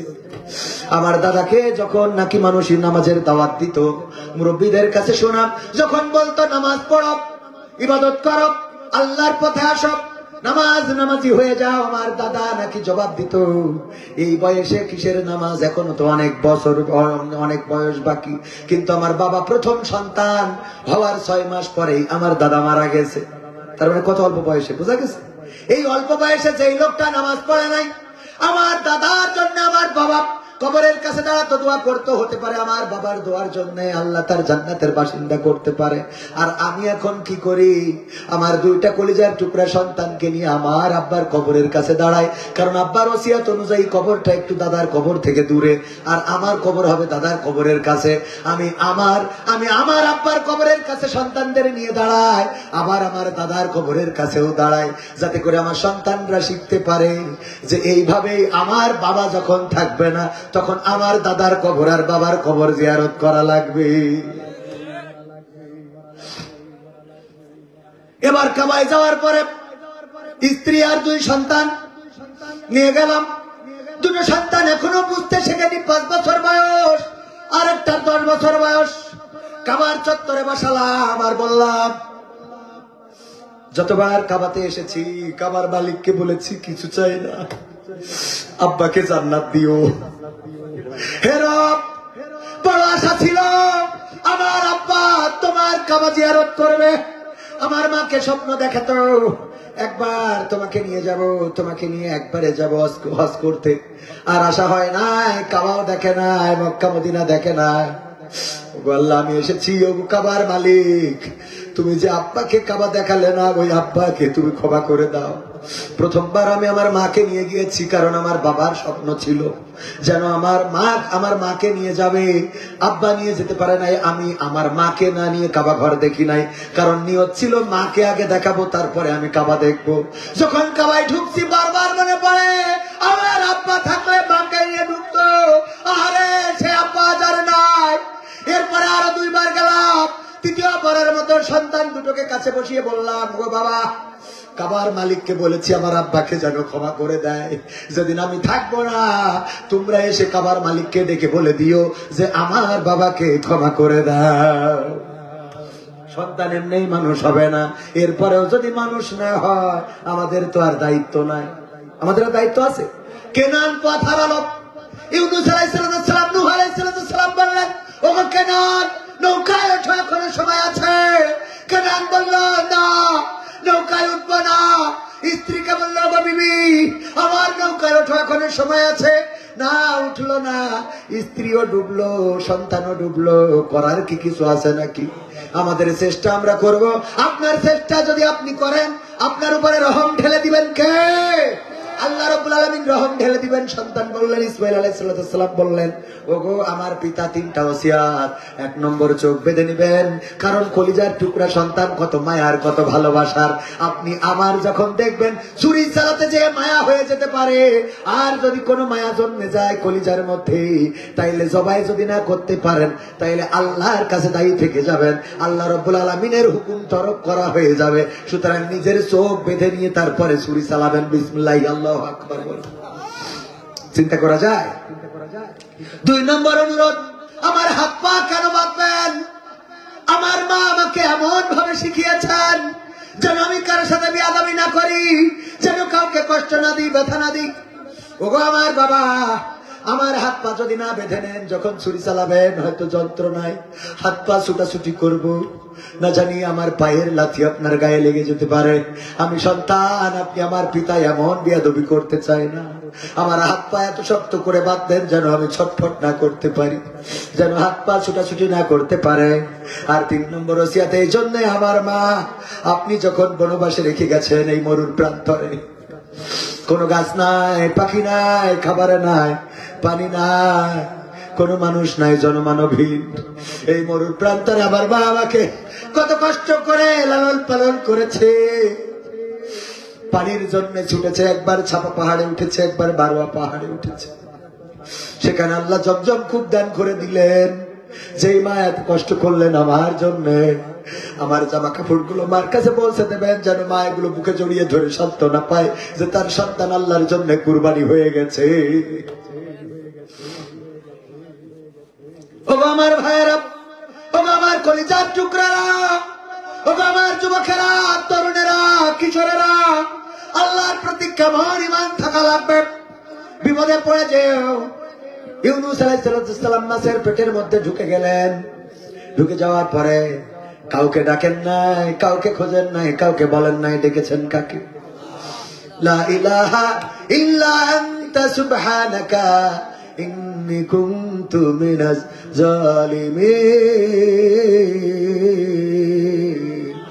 ডাকলেন কাকে? আল্লাহ বললেন, ও ইউনূস, তুমি যেই জায়গা থেকে ডাক দিয়েছ, এমন জায়গা, রাতের অন্ধকার, পানির অন্ধকার, মাছের পেটের অন্ধকার, গভীর সমুদ্রের তলদেশ থেকে ডাক দিলে পৃথিবীতে তোমার ডাক কেউ শোনে নাই। তোমার মা শোনে নাই, তোমার ভাই শোনে নাই, তোমার বন্ধুরা শোনে নাই, তোমার আপনজন শোনে নাই। আমি আল্লাহ ওই সমুদ্রের তলদেশ থেকে তোমার ডাক শুনলাম, আর তোমার ডাকে সাড়া দিয়ে মাছের পেটের মধ্যে যন্ত্রণা বাড়িয়ে দিলাম, আর মাছ তোমার নিরাপদ গন্তব্যে আবার রেখে দিয়ে চলে আসলো। সবাই জোরে জোরে বলেন সুবহানাল্লাহ। কাবা ঘর ভাঙার জন্য আসলো কিনা? আবরাহাম। সূরা ফিলের মধ্যে ঘটনাটা আছে না নাই? আসার পরে আব্দুল মুত্তালিব কাবা ঘরের রক্ষণাবেক্ষণ করেন। নবী জন্মের 50 দিন পূর্বে, কোন বর্ণনায় এসেছে 60 দিন পূর্বে। আল্লাহর নবী তখনও মায়ের গর্ভে পৃথিবীতে আসে নাই। আব্দুল মুত্তালিবের উটগুলো ধরে নিয়ে গেল। আব্দুল মুত্তালিব যে আব্রাহার বলল, আমার উটগুলো ধরে নিয়ে এসেছে তোমার সৈন্যরা। কয়, বুঝলাম, আমি ছেড়ে দেব, কোনো আপত্তি নাই। তবে আমি শুনেছি তুমি নাকি কাবা ঘর দেখাশোনা করো, রক্ষণাবেক্ষণের দায়িত্ব তোমার কাছে, চাবি নাকি তোমার কাছে?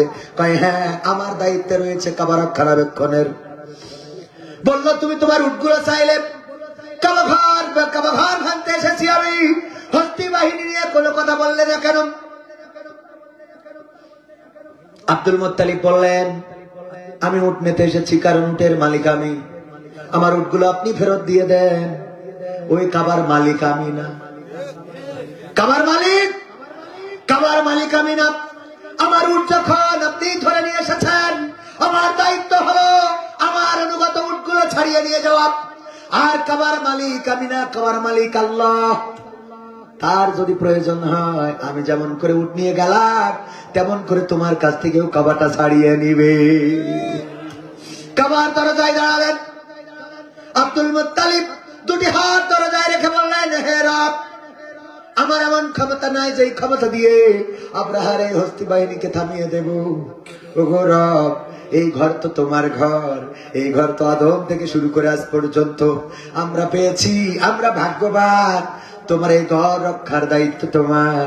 তোমার যদি প্রয়োজন হয় আল্লাহ, তুমি আব্রাহার হাত থেকে কাবাকে রক্ষা করো। আল্লাহ রাব্বুল আলামিন কি করলেন হস্তি বাহিনীর পরে? আলাম তারা কাইফা ফাআলা রাব্বুকা বিআসহাবিল ফিল আলাম ইয়াজআল কাইদাহুম ফি তাদলিল ওয়া আরসালা আলাইহিম তায়রান আবাবিল তারমিহিম বিহিজারাতিন মিন সিজিল ফাজআলাহুম কাআসফিন মাকুল। সূরা আল্লাহ রাব্বুল আলামিন বললেন, ওগো বিশ্বনবী, আপনি কি জানেন না, আপনি কি দেখেননি? তার মানে আল্লাহ দেখাই দিলেন অন্তরের চোখ দিয়ে, অথবা আল্লাহ আগেই জানিয়েছিলেন, অথবা দেখিয়েছিলেন। আল্লাহর জন্য অসাধ্য কিছু আছে? আল্লাহ রাব্বুল আলামিন বললেন, ওগো নবী, আপনি কি দেখেননি আমি হস্তি বাহিনীর সাথে কেমন আচরণ করেছি?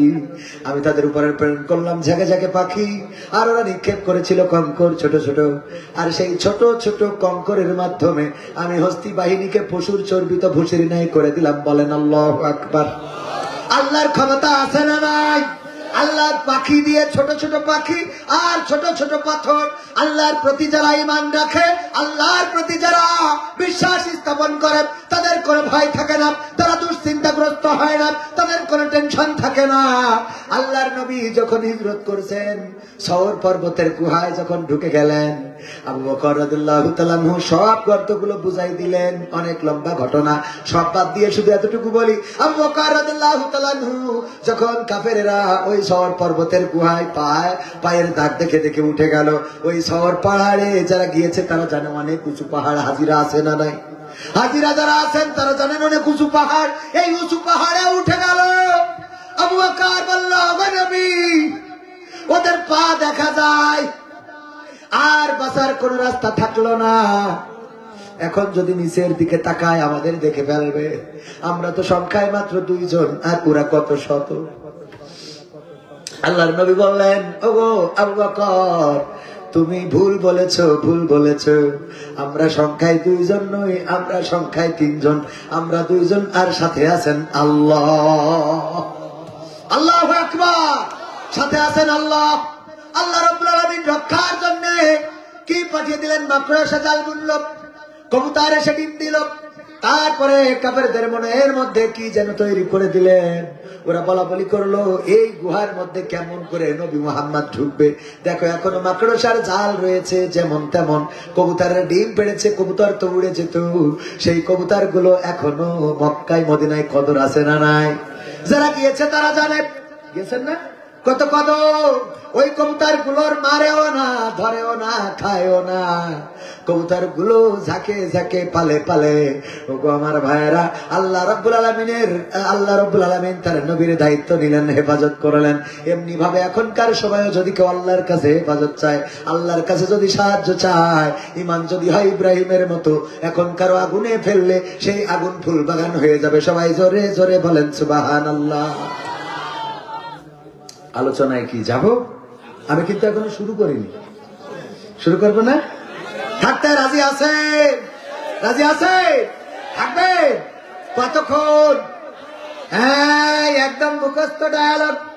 হুজুর সারা রাত খালি করে বলে, হুজুর কি হিসাব নিয়ে গেছে 10টা পর্যন্ত, 5টা। তোদের তো আবেগ আছে, বড় হলে তো গাঁজা খেয়ে বেড়াবে। 5টা পর্যন্ত এখন থাকবো। যে বুঝতে শেখে সে আর খুঁজে পাওয়া যায় না। আল্লাহ ওদের হেদায়েত করুক। বলে না আমি, যারা আজকে এসেছে ওরা যেন এই পথে না যায়। বলে না আমি, আল্লাহ যেন এদেরকে দিনের খাদেম বানিয়ে দেন। বলে না আমি। কারণ সমাজটা খুবই খারাপ হয়ে যাচ্ছে। আজকালকের ছেলেরা বই নিয়ে আর বসে না। ও বাবা, গুগলে সার্চ করিয়া পড়ি। ওরে কালের মেয়েরা কোরআন হাদিস ধরে না। আমার সিরাজগঞ্জের মা বোনেরা সবাই না, অনেকেই কোরআন হাদিস পড়ে না। ও আল্লাহ, টিকটকে ভিডিও ওরা করে। ঠিক না বেঠা? আজকালকের ছেলেরা বই নিয়ে আর বসে না, গুগলে সার্চ করিয়া পড়ি। আগের সময় প্রেম করিলে আমার চাচাজি বলতো পাইছো কি, এখন বলে সব করিয়া বাবু তুমি খাইছো কি? ঠিক না বেঠে? বাবু তুমি খেয়েছ? না এখনো খাইনি। আগের সময় প্রেম করিলে মুরব্বীরা বলতো পাইছো কি, এখন বলে সব করিয়া বাবু তুমি খাইছো কি? লজ্জা শরম নাই আইলাম কোন জামানাই, লজ্জা শরম নাই আইলাম কোন জামানাই, ভবিষ্যৎ দেখি অন্ধকারে। আজকালকের ছেলেরা বই নিয়ে আর বসে না, ও বাবা মোবাইলে সার্চ করিয়া পড়ি। নতুন করে হয়েছে চালু এখন আমার কন্টেন্ট, পরিচয় করাই দেখি এই আমার গার্লফ্রেন্ড। আছে না নাই? সাথে করে নিয়ে সিরাজগঞ্জে ঘুরে বেড়ায়, বগলের মধ্যে হাত। ওরে বাবা একসাথে হেঁটে যায় কত খোশ গল্প। তুমি এসেছে বলে আকাশটা এত রঙিন, তুমি এসেছে বলে নদীর পানি এত স্বচ্ছ, তুমি এসেছে বলে পাখিগুলো এত সুন্দর, তুমি এসেছে বলে শাপলা ফুটেছে। ও না আসলে ফুটতো না। ঠিক না বেঠে? সাগরের ঢেউ থামাবো শুধু ভালোবাসা দিয়ে, আমি পাথরে ফুল ফোটাবো শুধু ভালোবাসা দিয়ে। আছে সাগরের ঢেউ সেই ছেড়িদের মাঝখানে তুই কিরাম ভালোবাসিস দেখি, কথা কয় না তোর সাগরের মাঝখানে ছেড়ে দেবো। উত্তাল তরঙ্গ মালার মধ্যে ভালোবাসা তো দূরের কথা, বাসায় তো থাকবে না। ঠিক না বেটে? ভালোবাসা মানে বলে তখন বলবে একরকম একটা বাসা হলেই হয়, ভালোবাসা আর খুঁজবে না, টিন শেড বাসা খুঁজবে। ঠিক না বেটে? আর ভালোবাসার দরকার হবে না। তুমি পাথরের কেমন ফুল ফুটাইতে পারো ভালোবাসা দিয়ে, ওই ট্রেন রোডে যে পাথর আছে ওইতে মাথায় একটা ঘাদে দেখো তোর কিরাম ফুল ফুটাই না। হ্যাঁ এরকম আছে না নাই? কথা বলে কবির কল্পনায়, ওই কবির কল্পনায় কথা বলে লাভ নাই। এগুলো বাস্তবের রূপ নেয় না, এগুলোর সাথে বাস্তবতার কোন সম্পর্ক নাই।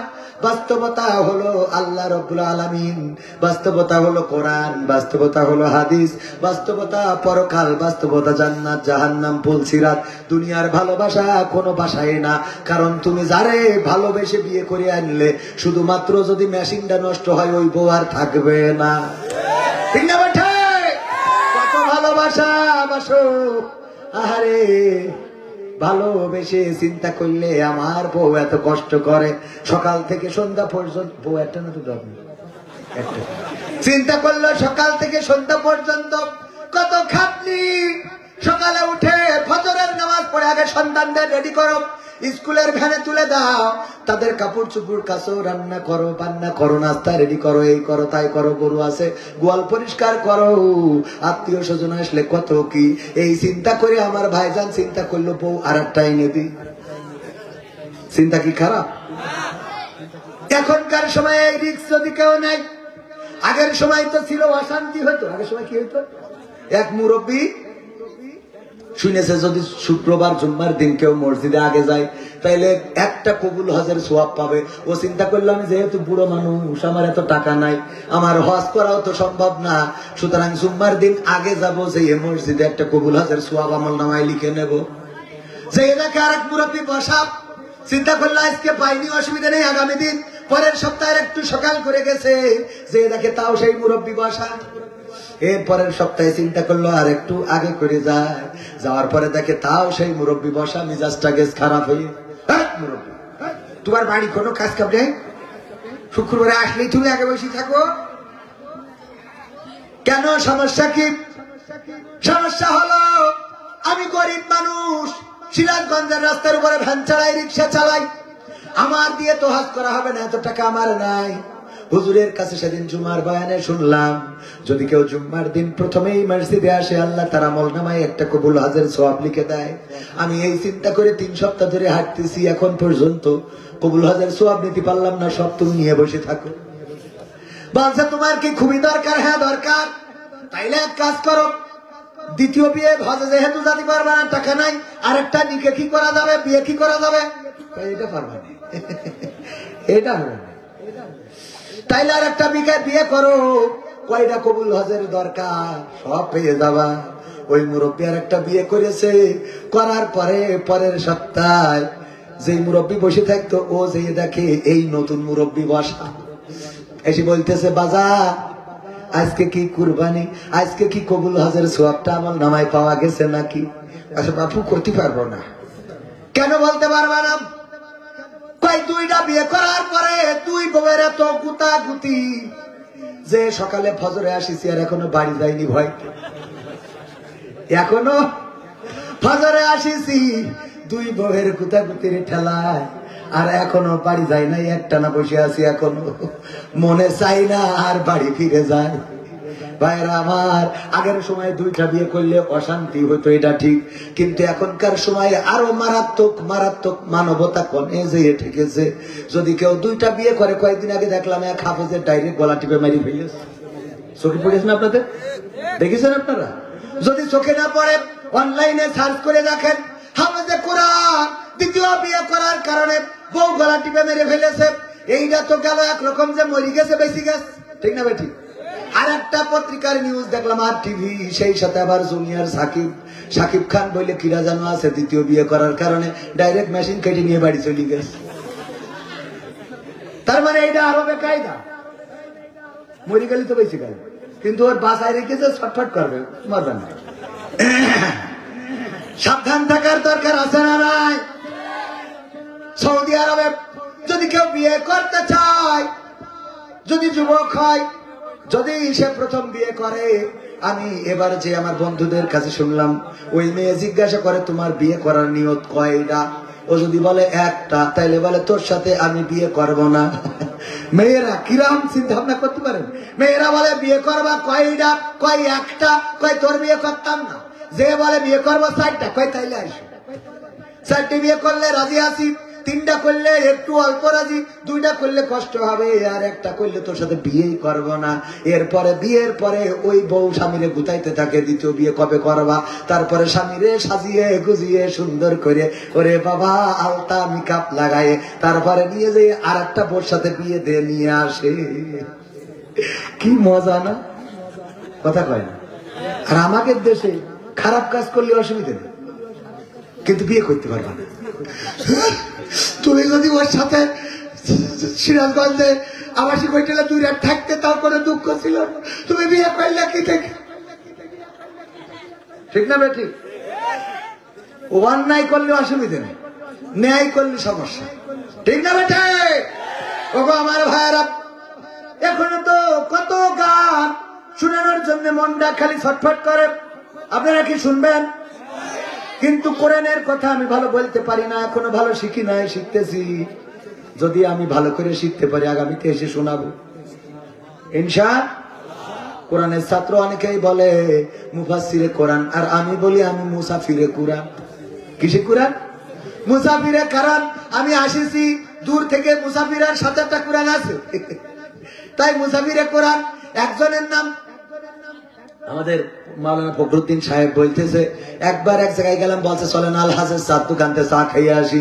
আমি গেলাম, যে দেখি আলহাজ যার বলা হচ্ছে সে আসলে ওই ধরনের লোক না, চায়ের দোকানদার। আর এটা মানুষের বডি ল্যাঙ্গুয়েজ দেখলেও বোঝা যায় না যে এর দিয়ে কি হবে।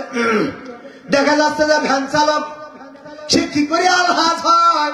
আমি জিজ্ঞাসা করলাম, ভাই আপনি আলহাজ হইলেন কিভাবে? হজ করেছেন কবে?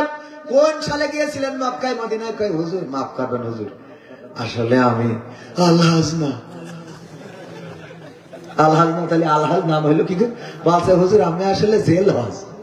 কি হজ? জেল হজ। কি করে জেল হজ? হুজুর আমি আগে গাঞ্জার ব্যবসা করতাম। কিসের ব্যবসা? গাঞ্জার ব্যবসা করতাম। আমার পুলিশ ধরে নিয়ে যে জেলে দিছিল, জেলে দেওয়ার পরে দেখি সিরাজগঞ্জের রফিকুল ইসলাম খান সাহেব, উনি জেলখানায়, দেলোয়ার হোসেন সাইদি, মতিউর রহমান নিজামী, সব বড় বড় পরহেজগার জেলখানায়। আমি চিন্তা করলাম আমি গাঞ্জা বেশি, আমার এর মধ্যে আনলো কেন? এখানে তো সব ভালো মানুষের জায়গা, ঠিক না বেঠি? ওই জেলখানা হয়ে গিয়েছিল সব ভালো মানুষদের বসবাস। এই জন্য ওই ভালো মানুষদের সাহায্যে আমি নিজেরে তওবা করে নিলাম যে এই জেলখানায় যদি থাকতে হয় তাহলে আর গাঞ্জার ব্যবসা করা যাবে না, কারণ এখানে সব আল্লাহওয়ালা, ঠিক না বেটে? সব আল্লাহওয়ালা জেলখানায়। এই দেখার পরে আমি তওবা করলাম। আমি মামুনুল হককে দেখলাম জেলখানায়, আমির হামজা জেলখানায়, সাইদি জেলখানায়, এমনি ভাবে আলেম ওলামা সব জেলখানায়। তাই নিজের পরিবর্তন করে নিলাম। নেওয়ার পরে এই বাইরে বের হওয়ার পরে জামিনে মুক্তি পেয়েছি। এখন আর গাঞ্জার ব্যবসা করি নাই, চায়ের দোকানটা খুলেছি। এখন চা বেচে রিজিকটা চালায়। এই জন্য আমার যারা গাঞ্জার কাস্টমার ছিল ওরা আমার উপহাস করে নাম দিয়েছে আমি আলহাজ। আসলে আমি জেলহাজ। কথা কি বোঝা গেছে? নাম দিয়েছে কি হাজ, আলহাজ উপহাস করে। তেমনি ভাবে আমার যারা মুফাসসির বলেন, আসলে আমি মুফাসসির না। আমার যারা কোরআনের আলোচক বলেন, আমি কোরআনের আলোচক না। আমি ওই জেলহাজ মার্কা একজন লোক। আমার যদি সামনে দাঁড় করাই দেন, বেড়া খুঁজতে দেখতে হবে কোন পাড়তে পালানো যায়। তারপরে দুই একটা কথা আপনাদের বলি, যতটুকু জানি ততটুকু বলার জন্য বিশ্বনবী বলেছেন বাল্লিগু আন্নি ওয়ালাউ আয়া। কার কথা? বিশ্বনবী বলেছেন যদি একটা আয়াত জানো সেটা মানুষের কাছে পৌঁছে দাও। কথাটা কার? কয় আল্লাহ। বিশ্বনবী সাল্লাল্লাহু আলাইহি ওয়াসাল্লাম হযরত মুহাম্মদ। অনেকের কাছে নবীর নাম জিজ্ঞেস করলে কইতে পারে না, এইজন্যই সাথে সাথে বলছে আল্লাহ। তবে হ্যাঁ, আল্লাহর নবী যে কথাগুলো বলেছেন ওই কথাগুলো আল্লাহর অনুমতি সাপেক্ষে বলেছেন। আর আল্লাহর ডিরেক্ট কথাগুলো হলো কোরআনের কথা। আর একটা আল্লাহর কথা আছে হাদিস, সেই হাদিসের নাম কি? হ্যাঁ, হাদিসে কি? হাদিসে এইগুলো আমরা জানি না। দুই একজন বলল হাদিসে কুদসি হলো যেই কথাটা আল্লাহ বলেছেন, কোরআনে নাই কিন্তু রাসূলের মাধ্যমে বলেছেন। যেমন আল্লাহ রাব্বুল আলামিন বলেছেন আল্লাহ রমজান, আল্লাহ বলেছেন, বিশ্বনবী বলেছেন আল্লাহ বলেছেন রমজান আমার জন্য, আর এর পুরস্কার আমি নিজে হাতে দিয়ে দেব। বলেন সুবহানাল্লাহ। আল্লাহর কথা রমজান আমার জন্য, আমি নিজ হাতে পুরস্কার দিয়ে দেব। ও আমার ভাইরা, কিছু কাজ আমাদের করা লাগবে। আপনাদের একটা কাজ দিয়ে করতে কি রাজি আছেন? রাজি আছেন? করবেন ইনশাআল্লাহ। কাজটা হলো মসজিদে যখন যাবেন, যদি সময় থাকে, জামাত শুরু হয় নাই, যতগুলা জুতা থাকবে জুতাগুলো সব সুন্দর করে সাইজ করে যেই দিকে মসজিদ কিবলার দিকে জুতা ঘুরানো থাকে ওইটা ঘুরাই পূর্ব দিকে দিয়ে দেবেন। পারবেন? পারবেন? সব জুতাগুলো, ফকিরের জুতা, ধনীর জুতা, গরিবের জুতা, মদখোর, গাঁজাখোর, যেই মসজিদে ঢুকেছে সেই আল্লাহর মেহমান। কার মেহমান? আল্লাহর মেহমান।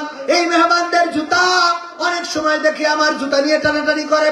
আমি বললাম আমার জুতা আপনারা ধরবেন না, কোরআনের হাফেজ, কোরআনের হাফেজ আমার জুতা ধরে। আমি বললাম আরে আপনার জুতা আমার বই দেওয়ার কথা, আর আপনি আমার জুতা ধরেন। এই জুতা ধরে আমার আপনি দয়া করে অপরাধী বানাবেন না। একবার খুলনায় গেলাম, যাওয়ার পরে তিনজন অন্ধ হাফেজ হাফেজে কোরআন আমার হাত থেকে পাপড়ি নিল। আমার চোখ জল জল ছলছল করে উঠলো। আরে আমি কত বড় অভাগা, কত বড় হতভাগা। এই তিনজন অন্ধ মানুষ কোরআন 30 পারা মুখস্থ করেছে, আর আমি চোখ আলা হয়ে একটা পারা কোরআনও আমার মুখস্থ নাই। অন্ধ কোরআনের হাফেজ, ওদের পাগড়ি দিতে যেয়ে নিজের অপরাধ বোধ জাগ্রত হয়ে গেল। ওই মাদ্রাসার হুজুর বলছে যে হুজুর আমার মাদ্রাসায় আপনার আসতে হবে, কারণ আমার মাদ্রাসায় সব অন্ধ। সব কি? অন্ধ। উস্তাদ অন্ধ, ছাত্ররা অন্ধ, সবাই অন্ধ। তারা চায় আপনি এসে একটু ওয়াজ শুনাই যান। এই অন্ধরা আপনার ভিডিও মোবাইলে দেখে দেখে আপনার ভক্ত হয়ে গেছে। তাহলে কিরম অন্ধ? আমার ভিডিও দেখে দেখে আমার ভক্ত। আমি প্রথম দিন মনে করলাম উপহাস করে, অন্ধরা আমার ভিডিও কেমন করে দেখে। কোথায় গেল হযরত বলা স্বামী ওসমান, ইনু মেনন দীপু মনি আছে কারাগারে, পাপ করিলেও পাপ কখনো ছাড়ে কি আর তারে। কোথায় গেল স্পিকারের, কোথায় গেল স্পিকারের দৃষ্টি আঁকা বাঁকা, তাদের সারা দেশটা এখন লাগে ফাঁকা। কোথায় গেল আরাফাত আর ব্যারিস্টার সুমন, কথা বলার সময় তারা করেনি ওজন। মুরগি কবির খাইছে ধরা, জাফর কোথায় আছে, গোপনে কি সেও গেল মোদি দাদুর কাছে। কোথায় গেল এ সালামের, কোথায় গেল এ সালামের কাড়ি কাড়ি টাকা, তাদের সারা দেশটা এখন লাগে ফাঁকা। লাগে না? লাগে না? কেন ফাঁকা ফাঁকা লাগে? কারণ হলো আগে টেলিভিশন খুললে আমরা দেখতে পারতাম যে কেমন করে কুমড়া দিয়ে বেগুনি বানাইতে হয়, ঠিক না বেটে? কেমন করে কাঁচা মরিচ শুকিয়ে রেখে দিতে হয়, বর্ষাকালে ভিজাইলে আবার জেতা হয়ে যায়। তারপরে কাঁঠাল দিয়ে কেমনে বার্গার বানাইতে হয়। আমার ভারতে দেখলাম টেলিভিশনের নিউজ, সাংবাদিকরা মাইক্রোফোন ধরেছে, দাদা মুরা কান্নাকাটি করে, পেঁয়াজ আর কিনছে না জানেন দাদা, অনেক কষ্টে আছি, পেঁয়াজ তো বিক্রি করতে পারছি না দাদা, খুবই সমস্যা, 3 টাকা 5 টাকায় বিক্রি হয় না দাদা, খুবই অসুবিধা হচ্ছে। বাংলাদেশে যদি পেঁয়াজ কিনতো তাহলে তো আমাদের বেশি দামে বিক্রি করতে পারতাম দাদা। আমি বললাম আমাদের পেঁয়াজ লাগবে না। কেন লাগবে না? আমাদের নেত্রী পেঁয়াজ ছাড়া রান্না শিখায় তারপরে ওই পাশে গেছে, ঠিক না বেটে? পেঁয়াজ ছাড়া রান্নায় আমরা শিখে গিয়েছি রে, তোমরাও শিখে নাও, শিখে নাও, তাইলে তোমাদেরও আর পেঁয়াজ খাওয়া লাগবে না। এইবার তোমরা পেঁয়াজ সব মোদির মেশিনের মধ্যে ভরে দিও, ঠিক না বেটে? কারণ আমাদের পেঁয়াজ দেবে না ভয় দেখা, আমাদের পেঁয়াজ লাগবে না, আমরা পেঁয়াজ ছাড়া রান্না নেত্রীর কাছে শিখে দিচ্ছি, ঠিক না বেটে? আমাদের গোশত দিবা না, গরুর গোশত দিবা না রে, কিসের ভয় দেখাও, আমরা কাঁঠাল দিয়ে গোশত বানাই রে, ঠিক না বেটে? আমাদের ভয় দেখাবা। সৌদি আরব যদি বলে আমরা আর খুরমা দেবো না, আমাদের অসুবিধা নাই, আমরা পিয়ারা দিয়ে ইফতার করতে পারি রে। সব শিখা আছে না, সব লাইন আমাকে জানা। হ্যাঁ, বড়ই দিয়ে আর পিয়ারা দিয়ে ইফতার করতে পারি, সুতরাং আমাদের ভয় দেখাই লাভ নাই। ওগো আমার ভাইয়েরা, 12 বেজে 13 কাটাই চলি রে। আমি এখন তাফসীর শুরু করি নাই, সূরা, মানে তাফসীর তো করতে পারবো না, মানে ওইটা নিয়ে একটু কথা বলতে চাইলাম, তো এখনো শুরু করিনি। শোনাবো সূরা সফের 2 আর 3 নম্বর আয়াত শোনাবো একদম একবার, কি আমি কায়দা করে খুব যত্ন করে শুনে দেবো। কিন্তু তার আগে একটা কথা আছে, কাজ দিছি কয়টা? 1 নম্বর কাজ কি? মসজিদের জুতা সোজা করা। সুন্দর করে দেখবেন অনেক মুসাল্লি আছে, যেই নামাজ শুরু হয়ে যায় ও তাড়াতাড়ি করে উজু করে, এখনো কানুই ভেজে নাই, কানের এই দিকে ভেজে নাই, দাড়ির নিচে ভেজে নাই, পার গোড়ালি ভেজে নাই, তাড়াতাড়ি করে ওর রুকু ধরতে হবে, দৌড় দেয়, জুতা খোলে, একটা পরে পাকিস্তানের একটা গুলিস্তানে, ঠিক না বেটা? একটা পাকিস্তানে একটা গুলিস্তানে এই জুতা পড়লো। তারপরে যে ইমাম সাহেব রুকুতে উঠে যদি সিজদায় চলে যায়, ও চিন্তা করে ইমাম তুমি মনে করিস একা পারো, আমিও পারি, ও নিজে নিজে রুকু করি তারপরে সিজদা ধরে। আছে না নাই? নামাজ কি হবে? না, হবে না।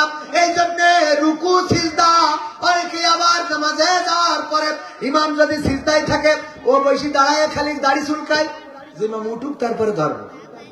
অথচ নামাজের নিয়ম হলো যেই অবস্থায় আপনি পাবেন ওই অবস্থায় নামাজ শুরু করে দেবেন। বলেন আল্লাহু আকবার।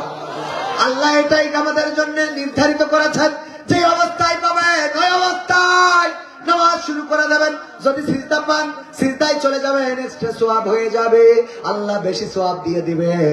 কিন্তু যদি শুধু 2 রাকাত সিজদা পান কিংবা 1 রাকাত সিজদা পান, ওটা 1 রাকাত হিসেবে হবে না, ওইটা আবার পরবর্তীতে কমপ্লিট করে দিবেন। এইগুলো ইমামের কাছ থেকে ভালো করে বুঝে নেবেন।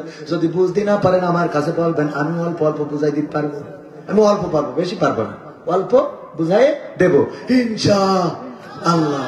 বুঝাই দিতে পারবো না। তবে এই কথা কেন বললাম, এই যে জুতা তাড়াতাড়ি করে খোলে একটা পাকিস্তান একটা গুলিস্তান, এইগুলো যেন সুন্দর হয়। আপনার যদি আগে নামাজ পড়া হয়ে যায়, তাড়াতাড়ি করে বের হয়ে জুতাগুলা ঘুরিয়ে দেবেন। যদি এটা করতে পারেন, আপনি টাকাওয়ালা, ধনীওয়ালা, আপনি পয়সাওয়ালা, যত বড় আপনি বড় লোক হন না কেন, 4 বউয়ের স্বামীও যদি হন, এই কাজগুলো করে দিলে নিরহংকারিতার পরিচয় প্রকাশ পাবে। আল্লাহ রাব্বুল আলামিন নিরহংকারীকে ভালোবাসে, আর অহংকার যে করে সে আল্লাহর জামা ধরে, আল্লাহর চাদর ধরে টানাটানি করে, ঠিক না বেঠে? সুতরাং নিরহংকারী হওয়ার দরকার আছে না নাই? তাইলে কাজ কি? 1 নম্বর হলো আপনার জুতা সোজা করবেন, আর 2 নম্বর আমাদের পকেট যেন খালি না থাকে। পকেটে চকলেট, বিস্কুট, কাঠি লজেন, সুশীরাজেন আরো এইসব যা আছে ছোট ছোট, আপনার টাকা তো কম নাই, পকেটের মধ্যে কিছু রেখে দেবেন। সৌদি আরবে এবার যাওয়ার পরে পুলিশের কাছে গেলাম, বললাম যে আমরা তাইফে যাব, আমার এক বন্ধু ফায়ার সার্ভিসের সামনে অপেক্ষায় আছে, কোন রাস্তা? পুলিশ দেখাই দিল, এখান থেকে ডাইনে যেয়ে বামে যাবা, বামে যেয়ে সোজা যাওয়া। দেখাই দিয়ে এইখান তো হলো না, ওই পুলিশ আবার পকেট থেকে চকলেট বের করে আমার 2 কলিজার টুকরা সন্তানের হাতে ধরিয়ে দিল। আমি এটা দেখার পরে অবাক হয়ে গেলাম, আহারে এই পুলিশের তাইলে কতগুলো চকলেট নিয়ে প্রতিদিন ডিউটি করতে হয়। হ্যাঁ, এটা যারা গেছে তারা জানে ওখানকার মজাটা। ছোট বাচ্চা শিশু হেঁটে বেড়ায়, হাতের মধ্যে খাবার দিয়ে দেয়, চকলেট দিয়ে দেয়, মিষ্টি দিয়ে দেয়, এটাও নিয়ে যাও। নামাজে দাঁড়িয়েছেন, নামাজে দাঁড়ালাম, তায়েফে যাওয়ার পথে প্রথম বছর নাকি দ্বিতীয় বছর, দ্বিতীয় বছর তায়েফে যাওয়ার পথে একটু ব্রেক দিয়ে নামাজে দাঁড়ালাম, সালাম ফিরাইয়ে দেখি পায়ের কাছে কে যেন খাবার রেখে চলে গেছে। আমাদের তো খাবার আছে, আবার খাবার রেখে গেছে। চিন্তা করলো মনে হয় খাবার নাই। ওগো আমার ভাইয়েরা, আমরা রিজিক দিয়াটা এখন তো বন্ধ করে দিয়েছি। বেদাত বেদাত বেদাত। আমি বলি দাঁত কোনটা? বেদাত হয় হোক দেবেন, এইটা বেদাত, ওইটা বেদাত, ওইটা বেদাত, সব বেদাত। আর ওরা যে কয় পশ্চিমমুখ ফিরে কান ধরি তোবা করেন, ওটা বেদাত না। কথা কয় না। সৌদি আরবে সিনেমা চালু হয়েছে, ওটা বেদাত না। কথা কয় না। ওইটার বিরুদ্ধে কথা বলে না।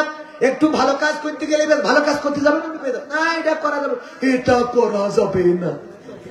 করা যাবে কোনটা? ভালো কাজ করতে গেলে বেদাত। এই কথাগুলো আর আমরা শুনবো। নামাজ শেষে মুনাজাত করা বেদাত। আমি বললাম এটা ইবাদত না, সেটা বেদাত হয় কি করে? ইবাদতের নামে নতুন কিছুর অনুপ্রবেশ ঘটানো হলো বেদাত। তা আপনি যেটা ইবাদত মনে করেন না, সেটা বেদাত হয় কি করে? কথা কয় না। সালাম ফিরলাম, নামাজ শেষ। এখন তোর ভাল লাগলে দোয়া কর, না থাকলে তুই চলি যা, যে বিড়ি ঠেঙ্গে। কথা ঠিক আছে তো? মসজিদি মাজায় ধরিছে, নাবিতি ধরিছে, উপরে ধরি, এই নিয়ে হয় গোলমাল। উপরে ধরা যাবে না, নিচে ধরা যাবে, হ্যাঁ ধরা যাবে না। এক ইমাম সাহেব এসে শোনে যে ইমামকে ইমামতি চলে যায়, যখন যারা পাওয়ারে যায় অন্য ইমামের তাড়াই দেয়। ও এসে এটা শুনে যে কি নিয়ে গোলমাল হয়, তা হাত পাতা নিয়ে ও খরিজ কি নামাজ পড়ায় দিয়ে তাকবীরে তাহরিমা আল্লাহু আকবার, আলহামদুলিল্লাহি রাব্বিল আলামিন আর রহমানির রহিম মালিকি ইয়াউমিদ্দিন ইয়্যাকা না'বুদু আল্লাহু আকবার আল্লাহু আকবার আল্লাহু আকবার। মুসাল্লিরা বলছে হুজুর এ পারলেন কি আপনি? এতদিন তো তাও একটা লিমিটের, মানে উপরে উঠতো নাই, নিচে নামতো। আপনি তো সে বর্ডার ছাড়াই একেবারে কলকাতার তার কাটার বাধাই থুইছেন, ঠিক না ভাই? ঠিক। এতদিন তো তাও নাবির নিচে অথবা নাবির উপরে, এই নিয়ে আমাদের তর্ক চলতো। আজ তো আপনি সব বাউন্ডারি ক্রস করি তার কাটাই ধরিছে। কারণটা কি? হুজুর বলতেছে কেন ধরবো না? কারণ আমি এখানে এসে শুনলাম বুকের পরে হাত বাঁধা নাকি নাবির পরে হাত বাঁধা, এই নিয়ে গোলমাল হয়, আর এই নিয়ে ইমামের ইমামতি চলে যায়। আমি চিন্তা করলাম ঠিক আছে, নাভিও বাদ আর বুকও বাদ, ডাইরেক্ট কপালে ধরো। এই দুইটা নিয়ে গোলমাল হয়, এই দুটা বাদ। আর একটা কারণ, সেই কারণটা হলো কপাল। আমি নাভিও ঠিক করতে চাই না, বুকও ঠিক করতে চাই না, আমি একটু কপালটা ঠিক করতে চাই। আমাদের কপালের দোষ যে নাভি আর বুক নিয়ে টানাটানি করি, ঠিক না ভাই? ঠিক। এই জন্য কপালটা ঠিক করতে চায়, তার কারণে কপালে হাত বেঁধেছি। ভাইরা আমার, এই ছোটখাটো বিষয় নিয়ে কি আর তর্ক করা যাবে? তর্ক করা যাবে? রাশমিকা মান্দানা হুজুর কি করে জানলেন? ওরে বাবা, কয়েকদিন আগে ওই তো ছিল ট্রেন্ড, ওই তো ছিল ব্র্যান্ড। বাংলাদেশে আমির হামজা ভাই কোন একভাবে বোঝানোর জন্য বলেছেন রাশমিকা মান্দানা দেখেন কত সুন্দর চেহারা, আল্লাহু আকবার বলে একটু তাকায় দেখে, মানে আল্লাহু আকবার বলতে বলেছে এই জন্য যেন একটু মনের মধ্যে ভয় নিয়ে তাকায়। পরের ছিল যে এর থেকে সুন্দরী ছিল 5 জন রমণী, তার মধ্যে হাওয়া আলাইহিস সালাম, মরিয়াম আলাইহিস সালাম, খাদিজা রাদিয়াল্লাহু, তারপরে সারা আলাইহিস সালাম, খাদিজা রাদিয়াল্লাহু তাআলা আনহা, ফাতেমা রাদিয়াল্লাহু তাআলা আনহা। এরা ছিল এত সুন্দরী, এত সুন্দরী, তারা তাদের চেহারাটা দেখায় নাই, আর রাশমিকা মান্দানা চেহারা দেখায় বেড়ায়। এই নাম নেওয়ার কারণে আমাদের এক শায়েখ বলতেছে কি এই নাম নিয়েছে হুজুর, আপনারা শুনেছেন? শিগগিরই পশ্চিম দিকে ফেরেন, পশ্চিম দিকে ফেরেন, কান ধরেন, তওবা করেন, দেখেছেন না? আমি বললাম আমার আমির হামজা ভাই না হয় ভুল করে নামটা নিয়েছে, উনি না হয় রাশমিকা মান্দানার চেনে, কিন্তু আমার দুঃখ হলো কালো আডা ওরাং চিনি ডুলু ডুডু মালয়েশিয়া বলে পাহাম সে কাপসায় আডা কাতাডা ডুলু ডুডু মালয়েশিয়া আডা ওরাং চিনি আডা আডা satu orang 1 2 3 orang tada, hah? Kalau ada angkat tangan nah. Dulu Malaysia ada বিহীন সমাজটাকে কি হবে বেঁচে থেকে, কি হবে লেখালেখি কলমবাজির ওই মহড়া, সমাজের আসল চিত্র যদি না যাই তুলে ধরা, কি হবে টিভি চ্যানেল সাংবাদিকের এই ক্যামেরা, সমাজের আসল চিত্র যদি না যাই ভিডিও করা, যদি ওই ঘুষের বলে কলমটা উল্টো চলে, যদি ওই হ্যালো কলে ক্যামেরা উল্টো বলে, তবে কি যাবে রক্ষা দুর্নীতিকে, যাবে তবে কি যাবে রক্ষা দুর্নীতিকে, কি হবে বেঁচে থেকে অযথা বিদ্যা শিখে যদি না গড়তে পারি শোষণবিহীন সমাজটাকে, কি হবে বেঁচে থেকে, কি হবে নামাজ রোজা ইমানদারির ভয় করে, কোরআনের খাদেম যদি আজও থাকে কারাগারে, এটিএম আজহারুল ইসলাম আজও কারাগারে আছে না নাই, তাকে নিঃশর্ত ভাবে মুক্তি দিতে হবে, কারণ যে ট্রাইব্যুনাল বানানো হয়েছিল ওটা আন্তর্জাতিক মানের ছিল না, ওটা ছিল একটা বাটপারি ট্রাইব্যুনাল।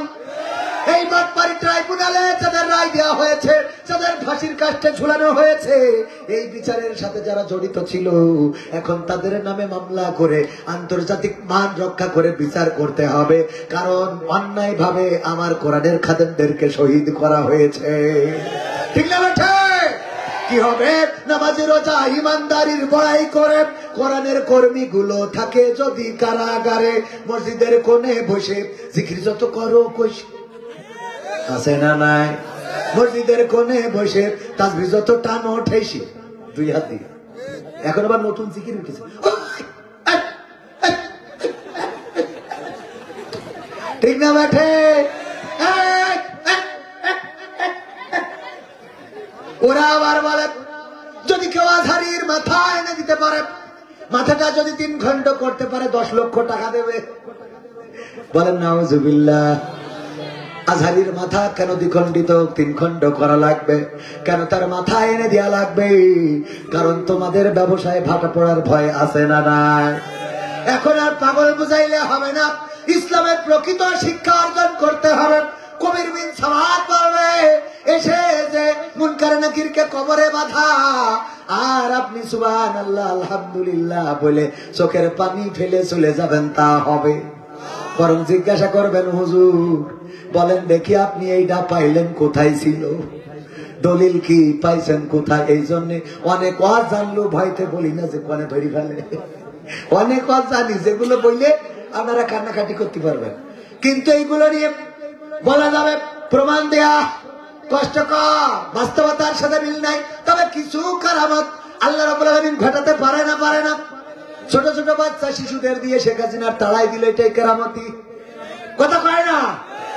বন্দুক দিয়ে হয় নাই, কামান দিয়ে হয় নাই, পিস্তল দিয়ে হয় নাই, বুড়ো মানুষের আন্দোলন করেছে হয় নাই, জামাতে ইসলাম আন্দোলন করলো হলো না, তারপরে চরমনাই আন্দোলন করলো হইল না, বিএনপি আন্দোলন বারবার বললো ঈদের পরে করবো, তাও হলো না, এরপরে যে হেফাজতে ইসলাম আসলো শাপলা চত্বর লাল হয়ে গেল, তাও হলো না, সব চলে গেল।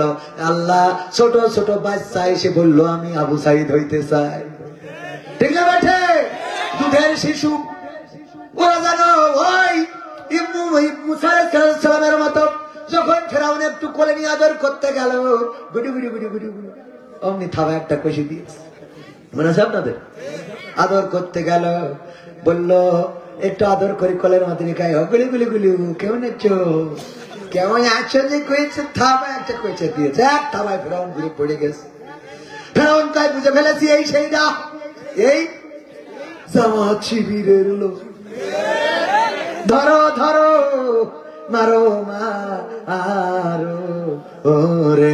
আসিয়া আলাইহিস সালাম ঠাস করে বলে ফেললো, একটুখানি মুখ ফসকে বলে ফেললো, স্লিপ অফ টাং যেটারে বলে, বলল যে দেখো তুমি এই বাচ্চা শিশুর থাবা খেয়ে মাথা ঘুরে গেছে তারে হত্যা করতে চাও, অথচ এই বাচ্চার সামনে যদি ফুল দাও আর যদি আগুন দাও দেখা যাবে ফুল বাদ দিয়ে আগুন ধরে বসে আছে।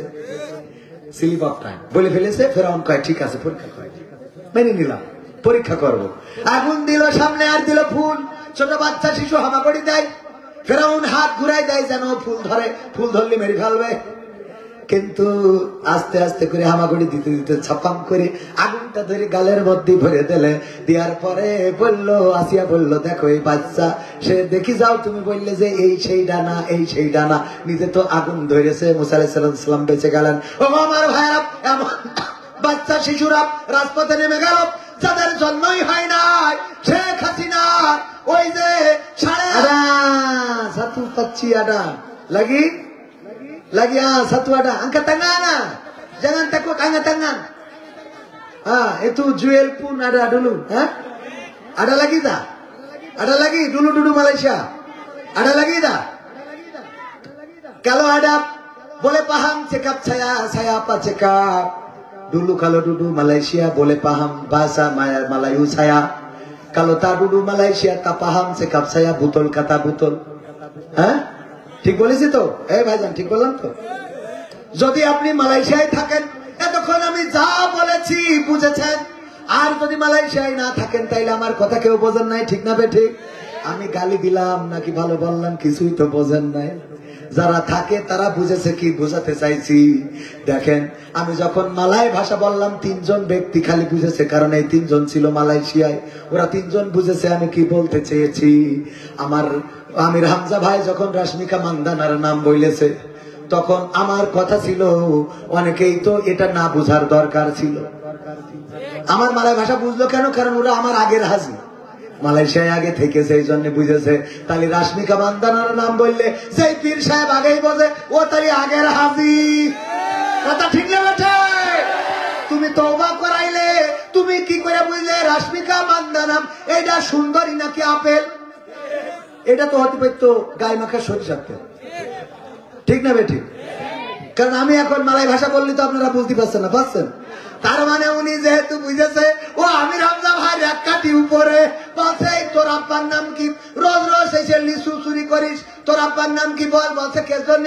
বলছে তোর আব্বার কাছে যাব, প্রতিদিন এসে আমার লিচু বাগানের লিচু চুরি করো আর ছাড় হবে না, ধরে আজকে ফেলিছি এই জন্য আমি চকি দিচ্ছিলাম। বলছে আব্বা তো বাড়ি নেই, কাছে বাড়ি নেই কনে? বলছে আমার আব্বা তো উপরের ডালে রয়েছে, আব্বা পাড়ি দিচ্ছে আমি ধরতেছি। কথা কি বোঝা গেছে? যারা বলে তওবা করো, তওবা করো করো রে, আমরা তওবা করতে আপত্তি নাই, কিন্তু হুজুর আমার প্রশ্ন হলো রাশমিকা মান্দানা বললাম আর আপনি তওবা পড়ালেন, তার মানে কি আপনি আরো এক কাঠি উপরে আছেন নাকি? ঠিক না বেটে? এরপরে আসেন সূরা সফের কয় নম্বর আয়াত? 2 আর 3 শুনতে রাজি আছেন না নাই? অনেকেই বলবে হুজুর খালি মুলা থাকায় গাদা টেনে নিয়ে যাচ্ছেন। না না, আমার জুয়েল ভাই সহ অনেকেই বলেছে এই জায়গার শ্রোতাগুলো এত ভালো আমি প্রমাণ পেয়ে গেলাম। বলছে হুজুর আপনি যতক্ষণ ওয়াজ করবেন ওদের মুত লাগলেও যাবে না। এই যে প্রমাণ দিচ্ছে, ধনী বসে থাকবে কিন্তু যাবে, সিপি দিয়ে বসে থাকবে, মুরব্বী না যাওয়া যাবে না, যাবে না। একটু যদি সময় আপনাদের কাছে চাই দিতে রাজি আছেন না নাই? দিবেন? দিবেন আমি তো জানি, কারণ এই সিরাজগঞ্জের মাটি ইসলামের ঘাঁটি। বাংলাদেশের প্রথিত যশা আলেমদের মধ্য থেকে যাদেরকে আল্লাহ কবুল করেন তারাই ইসলামী আন্দোলনের নেতৃত্বে আসতে পারে, বলেন ঠিক কিনা? সেই নেতৃত্বে রয়েছে সিরাজগঞ্জের সন্তান মুহতারাম মাওলানা রফিকুল ইসলাম খান। এই সিরাজগঞ্জের মাটি মানুষের গর্ব। আল্লাহ যদি ভালো করেন আগামী দিন শুধুমাত্র জনগণের কাতারে নয় সংসদে দাঁড়িয়ে নেতৃত্ব দেবেন ইনশাআল্লাহ। আর সেই নেতৃত্ব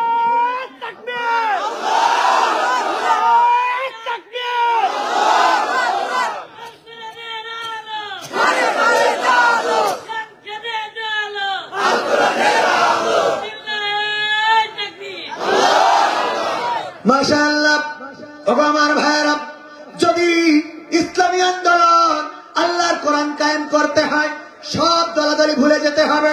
কে 5 কলি টুপি পরে, কে বাটি টুপি পরে, কে পরে না, কার জুব্বা আছে কার নাই, কার দাড়ি ছোট কার দাড়ি খাটো, এটার থেকে বড় কথা হলো জমিনে আল্লাহর কোরআন বাস্তবায়নের জন্য ঐক্যবদ্ধতার কোনো বিকল্প নাই। বলেন ঠিক কিনা? কি হবে বেঁচে থেকে অযথা বিদ্যা শিখে যদি না গড়তে পারি শোষণবিহীন সমাজটাকে? কি হবে বেঁচে থেকে? কি হবে ছাত্র সেজে চুমু খেয়ে সনদ খানা যদি হয় বিদ্যালয়টা পরিমণিদের আড্ডা খানা? কি হবে ছাত্র সেজে চুমু খেয়ে সনদ খানা যদি হয় বিদ্যালয়টা পতিতাদের আড্ডা খানা? এর চেয়ে মরাই ভালো দেশ ছেড়ে যাওয়াই ভালো, এর চেয়ে মরাই ভালো দেশ ছেড়ে যাওয়াই ভালো। কি হবে ধোকা দিয়ে বিবেকটাকে, কি হবে ধোকা দিয়ে বিবেকটাকে? কি হবে বেঁচে থেকে অযথা বিদ্যা শিখে যদি না গড়তে পারি শোষণবিহীন সমাজটাকে? কি হবে বেঁচে থেকে? কি হবে যুবক নামের বোঝা হয়ে এই ধরাতে যেখানে মা বোনেরা ধর্ষিতা হয় দিনে রাতে? ধর্ষণ আছে না নাই? কি হবে যুবক নামের বোঝা হয়ে এই ধরাতে যেখানে মা বোনেরা ধর্ষিতা হয় দিনে রাতে? যৌবনের সার্থকতা ঘুষিবে সকল ব্যথা, যৌবনের সার্থকতা ঘুষিবে সকল ব্যথা। পারো যদি বলি দিতে মানুষরূপী পশুটাকে, পারো যদি বলি দিতে মানুষরূপী পশুটাকে? কি হবে বেঁচে থেকে অযথা বিদ্যা শিখে যদি না গড়তে পারি শোষণ? 1000-এর যখন জন্ম হয়েছে তখনও জন্ম হয় নাই, 1000.5 যখন বিয়ে করেছে ওর নাতি নাতি হয়েছে তখনও জন্ম হয় নাই, ওই শেখ হাসিনা যখন ক্ষমতায় গেছে তখনও জন্ম হয় নাই। এই ছোট ছোট বাচ্চা শিশু খালেদা জিয়াও চেনে না, শেখ হাসিনাও চিনে না। খানিক আগে আমার স্লোগান দিয়ে আনছিল জুয়েল ভাই, বলছে কি আমরা সবাই রাসূল সেনা, ভয় করি না বুলেট বোমা। এবার বলে ভয় করি না বুলেট বোমা, তখন কিছু ছেলে মিলে বলছে আমরা সবাই মুজিব সেনা। 2-3টা বললিছে পাগল অভ্যাস। এই যে এখন বিএনপি সমাবেশে যে দেখছেন না, বক্তব্য শেষ করার সাথে সাথে বলতেছে জয় বাংলা। আমার ভুল হয়ে গেছে, আসলে আগে বলেছি তো এই জন্য একটু ভুল হয়ে যাচ্ছে। আমরা যাই বাংলাদেশ না, বাংলাদেশ জিন্দাবাদ, বাংলাদেশ জিন্দাবাদ, জয় বাংলা না হবে না। ঠিক না বেঠে? কারণ বলে বলে অভ্যাস হয়ে গেছে। আমার হাফিজুর রহমান সিদ্দিকী হুজুর ওয়াজ করতেছে, শ্রদ্ধাভাজন বড় ভাই, মহব্বত করি কলিজা দিয়ে। মদিনায় দেখা হলো, আহারে এত আন্তরিকতা এত মহব্বত। ভাইজান আমার ওয়াজ করতেছে, হঠাৎ করে এক পিস্তি কয় জয় বাংলা। ঠিক না বেঠে?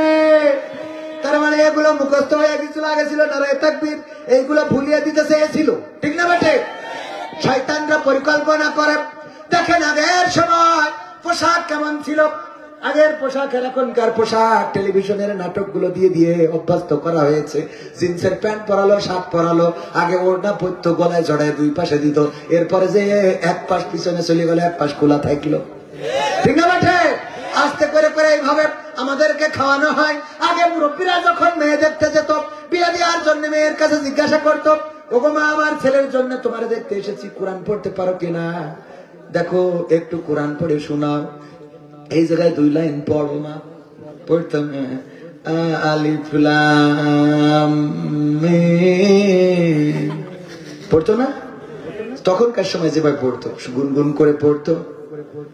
এরপর বলতো মা আয়াতুল কুরসিটা মুখস্থ আছে কিনা? বলতো হবে। দোয়ায় কুনুত হবে কিনা? আল্লাহুম্মা ইন্না নাস্তাইনুকা ওয়া নাস্তাগফিরুকা, বলো দুরূদ ইব্রাহিম।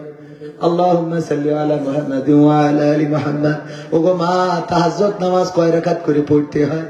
2 রাকাত করে, 4, 8, 12, 14, 16, 18 যা পারেন পড়েন। মা ঠিক আছে যাও। চলে যেত।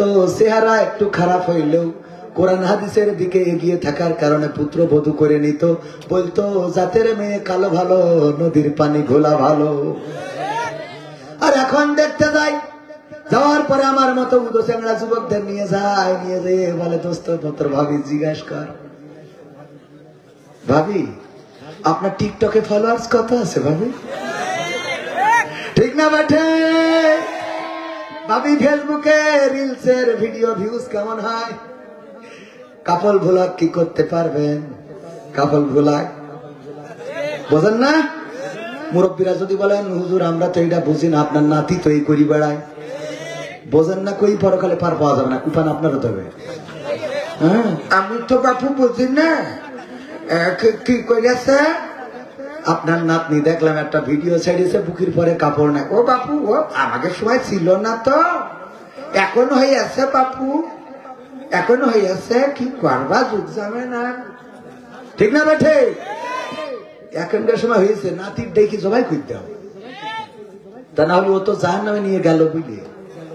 তাই নিয়ে ধরবে, কবে দাদা আইসো, ও আমার দাদা, ওরে ও আমার দাদা রে, তোমার ছাড়া যাবো না রে।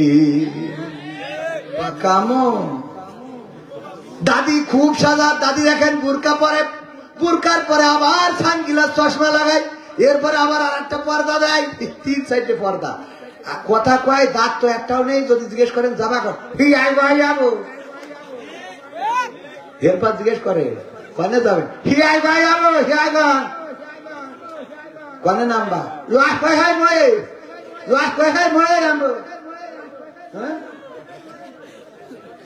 হেল্পার বুঝতে পারে না, অমনি নাতি এসে বলে, হ্যাঁ রে আমার দাদি সিরাজগঞ্জ যাবে, জসকোটের মোড়ে নামবে।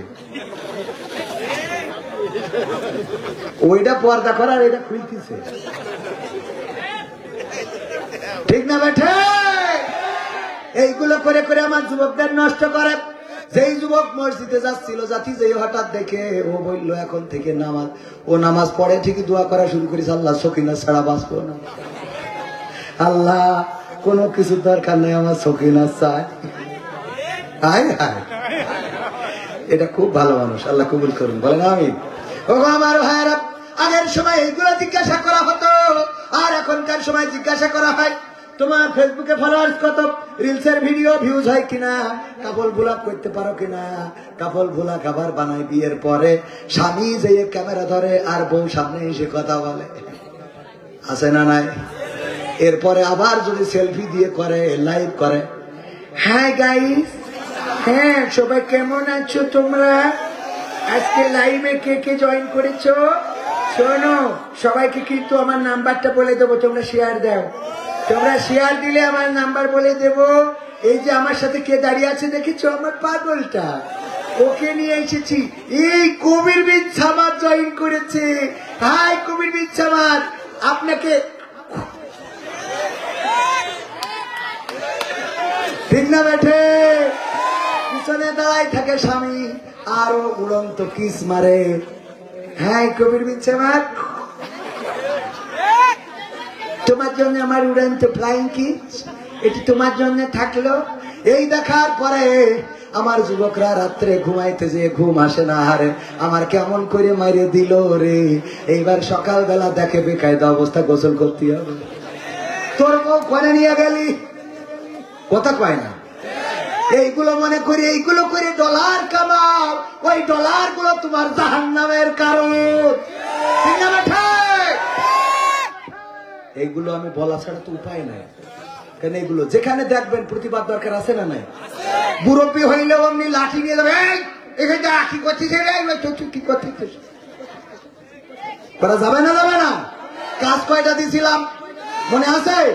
আগামী দিন যদি ইসলামী আন্দোলনের জন্য যদি রক্ত লাগে, জীবন লাগে, শহীদ যদি হতে হয়, রাজি কারা কারা দেখতে চাই? নারায়ে তাকবীর, লিল্লাহি তাকবীর, আল কোরআনের আলো, আল হাদিসের আলো, আমার নেতা তোমার নেতা, নারায়ে তাকবীর। এখনো অনেক আলোচনা বাকি, কষ্ট হয় আপনাদের, কষ্ট হয়।